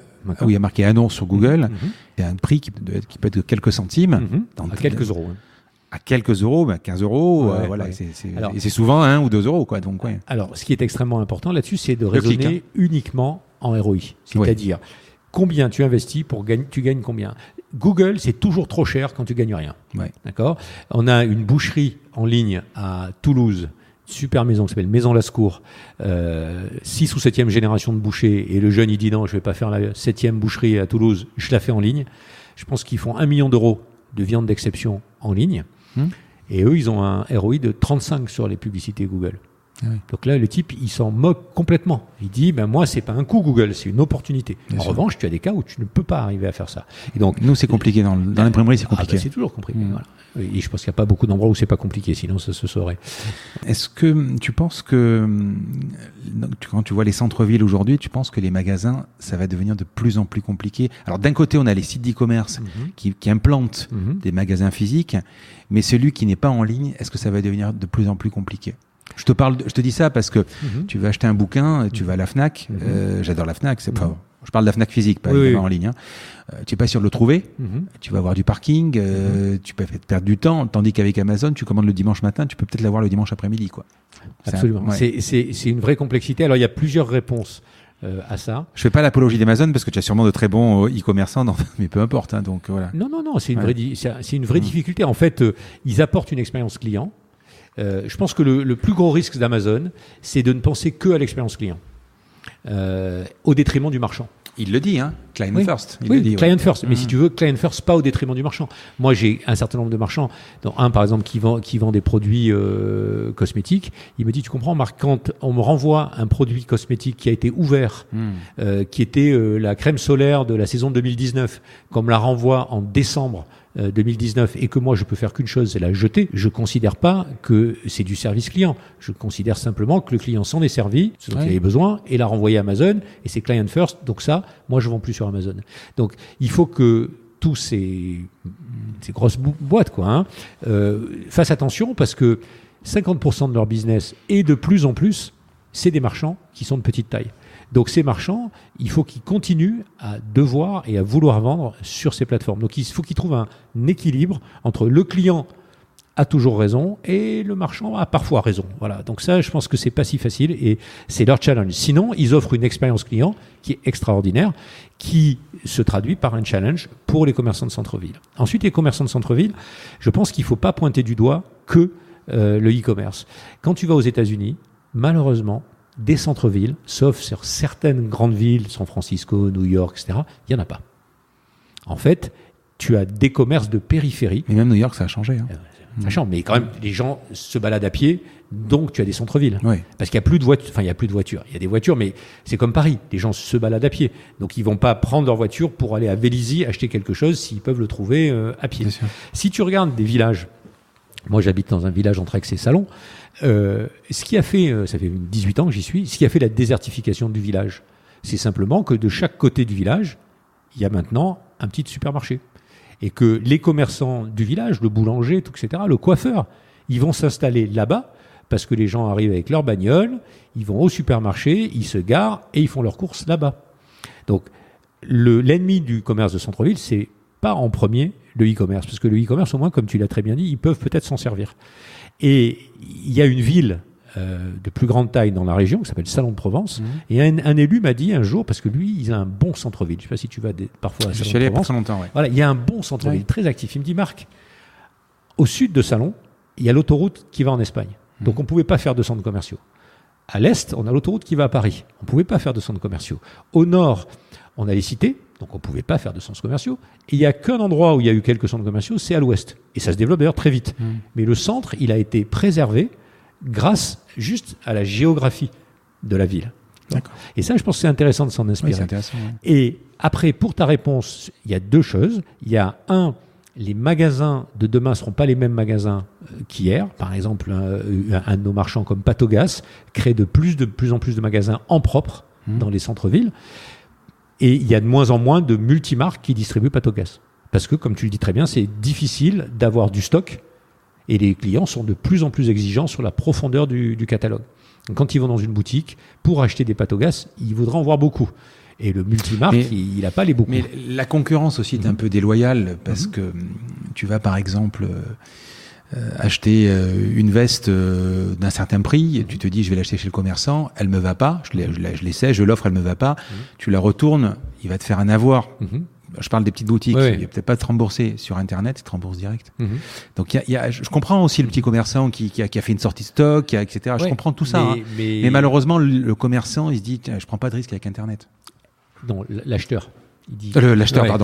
Et en revanche, si tu veux, et je comprends leur position, ce sont les commerçants qui ont milité pour que ne leur soit pas imposé le fait de rembourser la marchandise, mais de ne faire qu'en avoir. Ça n'a pas du tout fait rigoler les e-commerçants d'être obligés de rembourser. Bien sûr. Ils préféraient faire un avoir. Et c'est pour ça qu'il y a les plateformes aujourd'hui, LDSC Pro, c'est parce qu'en pro maintenant, il n'y a plus les 14 jours, ils ont trouvé la bien sûr. Mais si tu veux, c'est l'histoire des taxis et d'Uber. Les taxis aujourd'hui à Paris, ils sont aussi efficients qu'Uber. Mais ils ont énormément évolué cause d'Uber. D'accord ? Donc le commerçant de centre-ville qui te dit oui, tu pourras les changer, mais je te le rembourserai jamais, il prend un risque parce que comme tu dis, il va faire l'effort de s'aligner sur le prix. Il va le faire l'effort, je suis sûr, même s'il le fait pas en façade, il va négocier, etc., il va faire l'effort, mais il fera pas cette partie-là et peut-être qu'il va perdre une vente. Alors dans le centre-ville, ce qui marche très bien aussi, c'est l'utilisation du site e-commerce avec le site marchand. Nous, on fait une étude tous les ans avec la FEVAD et on démontre que l'impact d'un site marchand sur un magasin de centre-ville, il est extrêmement important. Il dépasse les 2 tiers. 2 tiers des petit commerçant de centre-ville qui exploite un site marchand voit un bénéfice à l'avoir. Donc c'est très important. Amener du client. Tu vois, quand tu as un site marchand dans une petite ville, je cherche un jean Levi's à 7, hop, je tape ça dans Google. S'il y a une boutique marchande, c'est elles qui sont en premier avec la géoloc. C'est pas Amazon. Hein. Donc voilà, il faut y réfléchir. On va quasiment arriver aux dernières rubriques. On va parler de la French Tech. Oui. French Tech, donc tu es porte-parole de la French Tech 2.0. Très vite, c'est pas si longtemps que ça qu'on parle de French Tech, Startup Nation. On a eu pendant des années une sorte de French bashing, de rigidité du code du travail, de contraintes sociales. Je parle évidemment pas de politique, mais qu'est-ce qui s'est passé avec l'arrivée d'Emmanuel Macron ? Alors je pense que il faut ça correspond, hein, je parle pas de politique. Hein. Il faut rendre à César ce qui est à César. C'est Fleur Pellerin qui a vraiment créé ça, et Emmanuel Macron l'a fantastiquement fait grandir. L'idée, en effet, d'arriver à dire, enfin mince quand même, on a la meilleure école, et tu sais que c'est un peu mes passions, la meilleure école mathématique du monde, une des meilleures formations d'ingénieurs, tous les pays du monde nous envient nos ingénieurs. Et en fait, c'est super à la mode, si j'ose dire, de prendre la French fashion, mais la French tech, non. Et donc, l'idée de se dire, on va brander notre savoir-faire. Tu sais, il y a quelques jours, il y a eu Esther Duflo qui a été nommée prix Nobel d'économie. D'accord ? Alors, en nombre, on en a peu des prix Nobel en France. D'accord ? Et si tu regardes le taux de combien d'étudiants il te faut dans une université pour faire un prix Nobel. Tu sais que c'est les plus gros pourvoyeurs de prix Nobel, c'est MIT, Stanford, Harvard, etc. Et ben, tu sais, l'endroit dans le monde où on a le plus de prix Nobel pour 10 000 étudiants, c'est l'école normale supérieure. Ah ouais ? Il y a 13 étudiants sur 10 000 qui finissent avec un prix Nobel, alors que tu en as 5 sur 10 000 à Harvard ou à MIT. D'accord ? Donc on a une excellence là-dedans, tu vois, mais on le dit pas assez. Donc la French Tech, top. Ensuite, ce qu'a fait Emmanuel Macron, c'est que je pense que par un certain nombre de phrases que ne portait probablement pas son prédécesseur. Il avait fait faire ça à Fleur Pellerin, c'était une très bonne idée, mais lui, il l'incarnait pas. Macron, il l'incarne par sa jeunesse, par ses origines, etc. Il incarne cette génération d'entrepreneurs, de gens qui aiment la techno, etc. La finance, parce que la French Tech, elle ne peut marcher que s'il y a de la finance. Tu vois, la French Tech Marseille, quand on a essayé de la relancer avec Pascal Lorne, etc. Je me rappelle, un jour, mon fils me montre une carte des levées de fonds en France. Alors, il y a un gros pavé sur Paris énorme, et puis il y avait Toulouse, il y avait Nantes, il y avait Nice, et il me dit, t'as vu papa, ils ont mis Marseille à Montpellier. Mais non, c'était bien Montpellier. C'est-à-dire que Marseille, en termes de communication sur ce qui se passait à Marseille, n'existait pas. Ouais, d'accord. Et donc, ce qu'on a essayé de faire avec Pascal Lorme, avec Olivier Mathieu, avec Cyril Zimmermann et quelques autres entrepreneurs qui arrivent à avoir un rayonnement en France, c'est de dire, mince, Marseille, c'est vraiment une zone qui est bénie. Il y a des super entreprises, il y a des super talents, il y a des super conditions de vie. Et donc, il faut faire d'être ça. Alors après, ce qui est important aussi, c'est d'arriver à faire croître ces startups. Il faut faire attention d'une chose, de la startup nation qui nous crée des gens qui sont des start-upers éternels. À un moment donné, il faut être capable de faire monter un business de 2-3 copains qui ont une idée à 5-10 personnes, de 5-10 à 50 ou 100, et puis de 100 à 500. Moi, je trouve qu'ils vont un petit peu vite avec la licorne. C'est difficile de passer de 50 à 200. Quand tu dis à des entrepreneurs, il faut passer de 50 à 1000, je ne sais pas s'ils se projettent tout de suite là-dessus. Mais c'est importantissime qu'on aide nos entreprises à devenir des boîtes de 200-300 personnes, 500 personnes. Je crois que j'avais entendu en mars 2019, il y avait plus de levées de fonds en France que toute l'année 2018. Exactement. Mais et puis après, il y a aussi le côté pervers. J'ai aussi l'impression de temps en temps, quand je vois un peu la liste des startups, j'écoute beaucoup d'émissions, je me documente beaucoup. Tu as des gens qui font presque des startups pour de la levée de fonds en fait. Ils vont après switcher éventuellement le produit. Mais est-ce qu'on n'a pas peur qu'il y ait une sorte de bulle bientôt sur trop de levée de fonds, trop d'argent dépensé, un retour? Alors, je pense qu'il y a deux choses différentes. Il y a une bulle en bourse où des investisseurs non qualifiés, toi et moi, achetons une action de n'importe quelle boîte, Facebook, etc. Ça, il faut faire attention parce qu'on n'est pas des professionnels. On n'est pas là pour prendre un risque.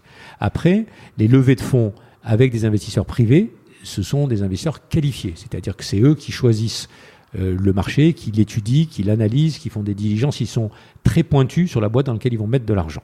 Et quand ils mettent beaucoup d'argent dans une entreprise d'un coup, c'est qu'ils sont persuadés de deux choses. D'abord que la boîte peut grandir extrêmement vite, et c'est de ne pas donner à toutes les boîtes de grandir extrêmement vite. Il faut que le produit soit suffisamment simple et à déployer, et que les gens en voient rapidement la valeur, ce qui n'est pas quelque chose d'évident.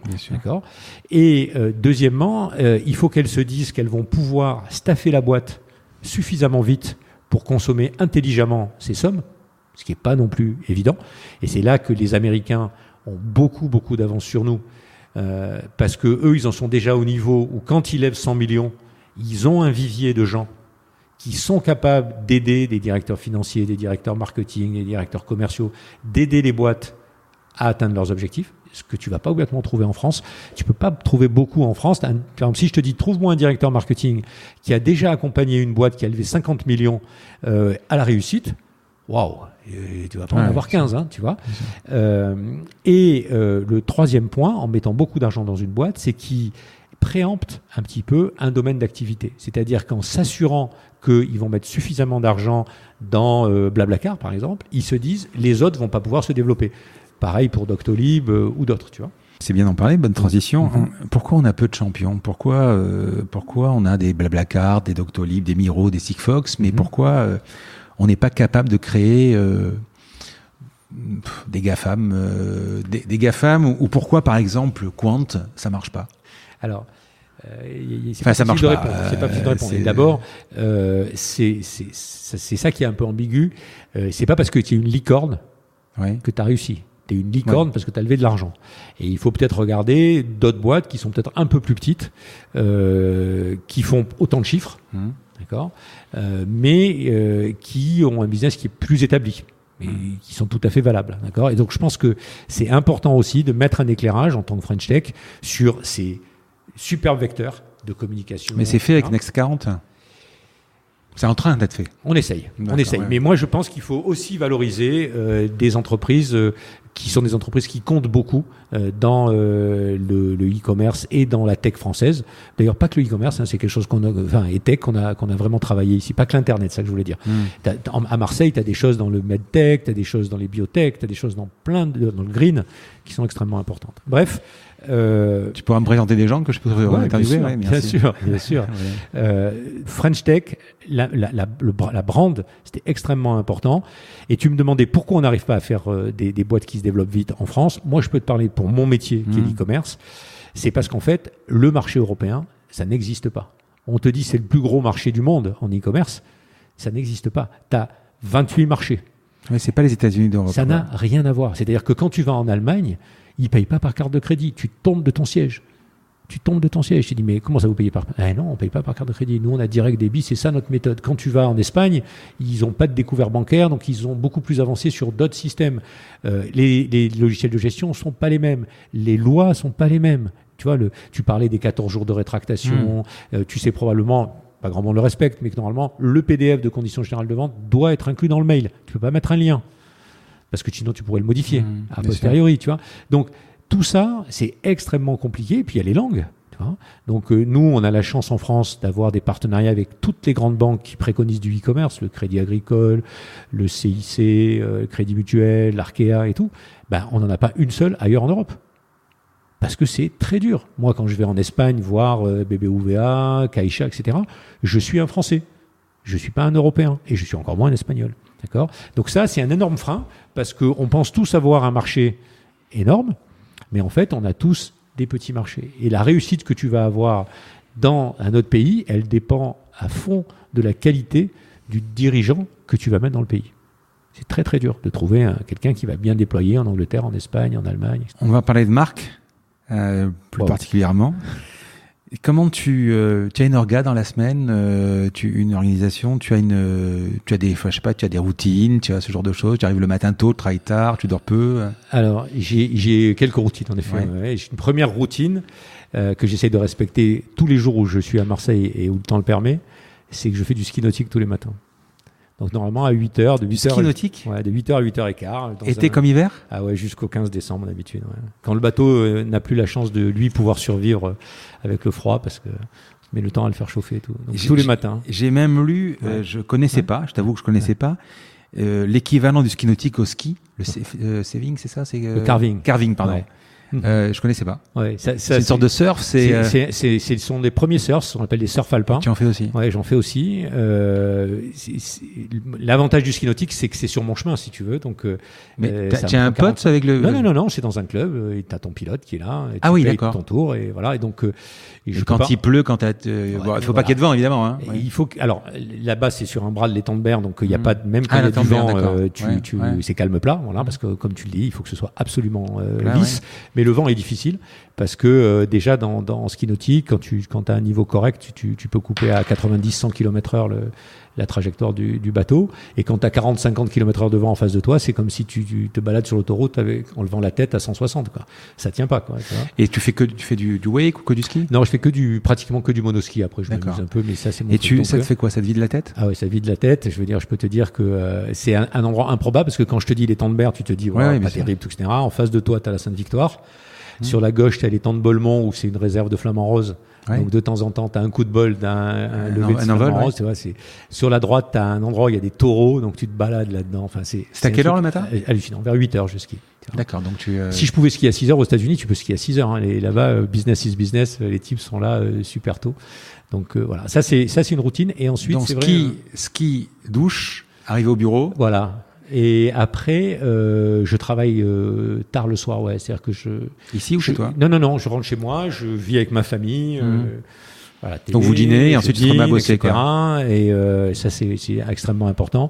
Et je dors peu, je dors 5 heures par nuit. Donc c'est vrai que souvent je me couche à 1h30 ou 2h. Tu as des logiciels que tu utilises ou des solutions. Alors évidemment, je parle pas d'Oxatis, hein, mais je sais pas moi, Slack, je sais pas moi, Evernote, des choses. Alors on est très stack Microsoft ici, donc c'est pas très à la mode, mais en fait tu as tous les outils dans Teams, tu as les mêmes outils que dans Slack. Je sais pas, Trello, des choses. Oui, ici il y a beaucoup de gens qui utilisent Trello, mais tu as aussi des outils dans et toi tu utilises quoi ? Tu notes sur quoi ? Est-ce que tu notes déjà ? Oui, je note sur Notes. Ouais, je note sur Notes. D'accord. Ouais. Sinon, je podcast beaucoup. Donc voilà, j'utilise. Tu écoutes ? Oui, très bien. J'écoute beaucoup de podcasts. Qu'est-ce que tu écoutes par exemple ? Beaucoup de science. Ah oui. Ça te surprendra pas.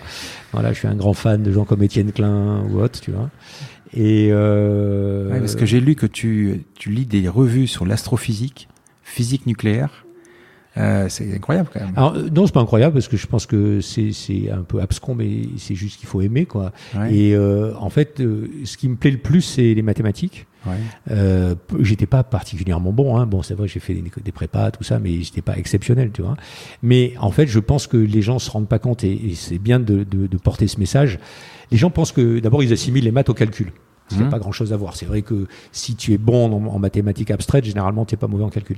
Mais ce que les gens ne se rendent pas compte, c'est que les mathématiques, c'est un sens de plus. C'est-à-dire que tu ne peux pas percevoir la mécanique quantique si tu comprends rien aux mathématiques. Ouais. Tu peux pas. Tu peux réfléchir avec ta tête, avec ta vue, avec tes oreilles. C'est un sens en plus. Et c'est incroyable de voir que tu as un truc qui est complètement déroutant. C'est ça qui est intéressant dans la mécanique quantique. Intellectuellement, tu ne peux pas la comprendre. D'accord ? Et pourtant, toutes ces prédictions sont vraies. S'il n'y avait pas la mécanique quantique, tu n'aurais pas de téléphone portable, tu n'aurais pas d'ordinateur, tu n'aurais pas tout ça. Hein. Tu peux simplifier ce que c'est la mécanique quantique pour ceux qui ne sont pas forcément... Je ne peux pas le faire en quelques minutes, mais la base de la mécanique quantique, c'est de dire qu'en fait, la lumière, et c'est la base, hein, la lumière n'est ni une particule, ni une onde. Donc généralement, les gens se disent, bon, donc c'est soit l'un, soit l'autre. Non, c'est les deux à la fois. Et c'est ça qui est super difficile à imaginer. Et je leur suggère de regarder sur YouTube, par exemple, des démonstrations sur simplement, par exemple, ce qu'on appelle les fentes Young. Et tu verras, c'est pertinent et passionnant. Et ce qui est intéressant surtout, c'est de comprendre qu'il n'y aurait pas de GPS, il n'y aurait pas de téléphone portable, il n'y aurait pas toutes ces choses-là. Et aujourd'hui, on est allé beaucoup plus loin que la mécanique quantique. Hein. On a une chose qui marche très bien à toute petite échelle, qui s'appelle la mécanique quantique. On a une chose qui marche très bien à grande échelle, qui s'appelle la relativité générale, la théorie de la gravité, en fait, la gravitation. Mais par contre, quand tu es dans des environnements qu'on ne peut pas reproduire sur Terre, un trou noir ou des choses comme ça, où tu as les deux à la fois, tu es dans l'infiniment grand et l'infiniment proche, à la fois, dense, et ben tu dois faire les deux à la fois. Et ça, personne ne sait le faire. Donc intellectuellement, c'est passionnant. Mes gamins, souvent, ils me disent, mais papa, tu regardes pas de science-fiction avec moi, tout, etc. Et je dis, mais si tu t'intéresses à la science, tu verras que c'est beaucoup plus perturbant. C'est ton hobby C'est vraiment ton hobby? Ouais, j'aime beaucoup lire ça. D'accord. J'aime beaucoup apprendre et donc j'aime beaucoup lire ça. Je vais te dire quelque chose que les gens comprendront peut-être, mais toi, je vais me l'expliquer. Ce sur quoi je n'ai pas écrit la semaine dernière. C'est ton blog perso. Il y a de tout en fait. Ouais. C'est quand tu trouves le temps d'écrire tout ça? Le soir, la nuit. Même pendant l'IPO, tu arrivais là à écrire J'ai essayé de me forcer parce que ça détend. Ça détend. Tu penses à autre chose, tu fais autre chose, voilà. Tu le soumets à ta femme, non, tu vas direct. Non. Direct. Non. Elle, parfois, elle me dit, il est dense, t'as dit ça, etc. Ouais, t'as fait ça comme ça. Voilà. Non, je le soumets pas. Et je dis pas que des choses intelligentes. Je dois souvent dire des choses un peu bébêtes et c'est pas très grave. Le tout, c'est de dire ce qu'on pense, d'essayer d'inspirer d'autres. Et sur le blog d'Oxatis, tu écris sur les commerces qui écrit. Ouais. Est-ce que tu as eu dans ta vie des mentors, un modèle ou quelqu'un? Peu importe le domaine. Oui. Non. Pas vraiment. J'aurais aimé. Et souvent, tu vois, d'un côté, je me dis, je suis fier. Quelqu'un que tu admires. De jamais avoir été salarié. Ouais. Tu vois. Donc, par la force des choses, j'ai jamais été salarié de quelqu'un. Mais d'un autre côté, je me dis, j'ai sûrement manqué quelque chose dans la façon de procéder, de s'organiser, d'organiser des réunions, d'organiser un comité de direction, etc. En fait, je l'ai appris sur le tas. Et donc, j'aurais bien aimé avoir ce type de mentor. Après, j'admire et j'ai beaucoup d'amis entrepreneurs. On se retrouve souvent, que ce soit dans la région marseillaise ou comme j'ai vécu 20 ans à Paris aussi, à Paris. Et de pouvoir discuter entre nous, entre pairs, en se disant les vraies choses, c'est-à-dire sans phare, en disant oh là, ça va pas du tout, je suis en train de me planter sur ça, hein, comment t'as fait toi, et qu'il n'y ait pas de jugement. C'est super intéressant. Donc, c'est pas une personne en particulier, c'est beaucoup. Et sinon, moi, mon admiration absolue, elle vient dans les gens dont on a parlé tout à l'heure. Tu vois, les physiciens des 20 premières années du siècle dernier. Il y a 15 jours, 3 semaines, j'ai été invité par Euronext à la bibliothèque Solvay à Bruxelles. Et tu vois, je me dis, on est assis là, il y avait 140 personnes, chefs d'entreprise. Est-ce qu'il y en a quelques-uns qui réalisent qu'ici, tu as des gens comme Bohr et Einstein qui discutaient entre eux. Voilà, c'est des choses qui me passionnaient. Oxatis, dans 5 ans, leader européen, forcément. Ouais, alors à nouveau, difficile de donner des chiffres, d'accord? Oui, bien sûr. Pourquoi? Mais notre mission, aider les entrepreneurs à réussir sur Internet, à profiter de l'opportunité du e-commerce. Ça doit rester notre mission, les faire réussir de mieux en plus, de plus en plus. Je t'ai dit que le e-commerce, ça grandit de 14% par an. Ouais. Nos top 500, ils grandissent de 28% par an. C'est ça notre fierté, nous. C'est de pouvoir dire à un client, à un Williams, etc. Alors, cette année, on fait combien ensemble? Voilà. C'est ça qui fera notre réussite et notre fierté. Et toi, dans 10 ans? Grand-père peut-être, hein, ou je sais pas si tu es bah, j'espère bien, ouais, grand-père, toujours proche de ma famille, de mon épouse, etc. À profiter de plus en plus de temps peut-être pour lire, apprendre plus, pratiquer plus les sports que j'aime, en espérant de garder un bon état. Tu as une maxime ou quelque chose à partager ou un truc à donner pour terminer? D'abord, je pense qu'un entrepreneur est optimiste. Et j'aime bien une phrase d'Alain qui dit le pessimisme est d'humeur et l'optimisme est de volonté.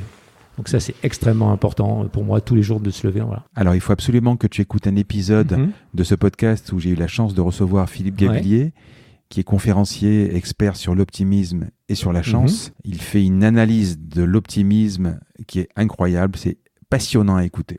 Et puis, une deuxième phrase que m'a cité un jour un autre ami entrepreneur qui me dit « Marc, un entrepreneur, c'est quelqu'un comme les autres, qui a juste tous les matins un tout petit peu plus d'énergie que les autres à mettre au service de la réussite de son entreprise. Et ses ennemis, c'est toutes les personnes qui vont lui voler cette énergie. » Alors, ça peut être des personnes qu'on identifie parfaitement. Je veux dire, tu te prends un contrôle URSSAF, un truc, ok, c'est le job. On te vole une partie de ton énergie. Tous les entrepreneurs le savent. Je perds mon temps. Eh oui, mais c'est le job. Philippe Bloch, le créateur de Columbus Café, dans un de ses livres, il dit l'entreprise, c'est importer des emmerdes et exporter de l'enthousiasme. C'est exactement ce que tu dis. Et puis derrière, tu as des gens qui sont parfois dans ton entourage, dans la boîte, dans les partenaires, dans les fournisseurs, qui sont des gens qui te pompent une énergie considérable et qui font que, au lieu d'avoir ce petit supplément d'énergie que tu conduis jusqu'à 7 heures le soir ou même minuit, eh ben, à midi, tu es déjà épuisé, tu l'as plus. Et ça, il faut s'en préserver. Marc, c'était vraiment passionnant. On a discuté 1h49. Wow. Je ne sais pas s'il y aura beaucoup d'auditeurs qui auront le courage d'aller jusqu'au bout, mais en tout cas, moi, écoute, franchement, ça m'a passionné et c'est vraiment. On a survolé pas mal de choses, on est rentré en profondeur sur d'autres, mais c'est vraiment passionnant et puis je te remercie et écoute, j'espère que tu seras dans 5 ans plus que leader européen. En tout cas, tu as un mindset qui est vraiment très intéressant et je te remercie. Merci à toi et bonne écoute alors. Merci. Au revoir. Un grand merci à tous d'avoir écouté cet épisode jusqu'ici. J'espère que cette conversation vous a plu. Parlez de ce podcast à vos amis ou à vos collègues de bureau. Partagez-le le plus possible. Abonnez-vous en cliquant sur le petit bouton s'abonner dans votre application mobile ou sur votre ordinateur. Ainsi, vous serez averti dès qu'un nouvel épisode est en ligne. Je sillonne la France pour vous proposer de nouveaux invités. C'est vraiment beaucoup de travail. Ce n'est pas mon métier, vous l'avez peut-être compris. C'est une passion que je pratique en dehors de mon job. Si vous avez apprécié cet épisode, dites-le moi avec des étoiles, 5 de préférence sur Apple Podcast, anciennement iTunes, et d'y ajouter un gentil commentaire, ça me fera plaisir. Ça me permettra également de remonter dans les classements. Et puis si vous n'êtes pas Apple, c'est pas grave, parlez-en autour de vous, partagez sur les réseaux sociaux, c'est prévu sur votre application de podcast préférée. Enfin, vous pouvez vous abonner sur lacombinaison.fr pour être averti dès qu'un nouvel épisode est en ligne. Je suis Frédéric Azoulay, n'hésitez pas à me faire remonter vos remarques, vos questions, mais aussi des invités que vous aimeriez entendre. Je vous dis à bientôt.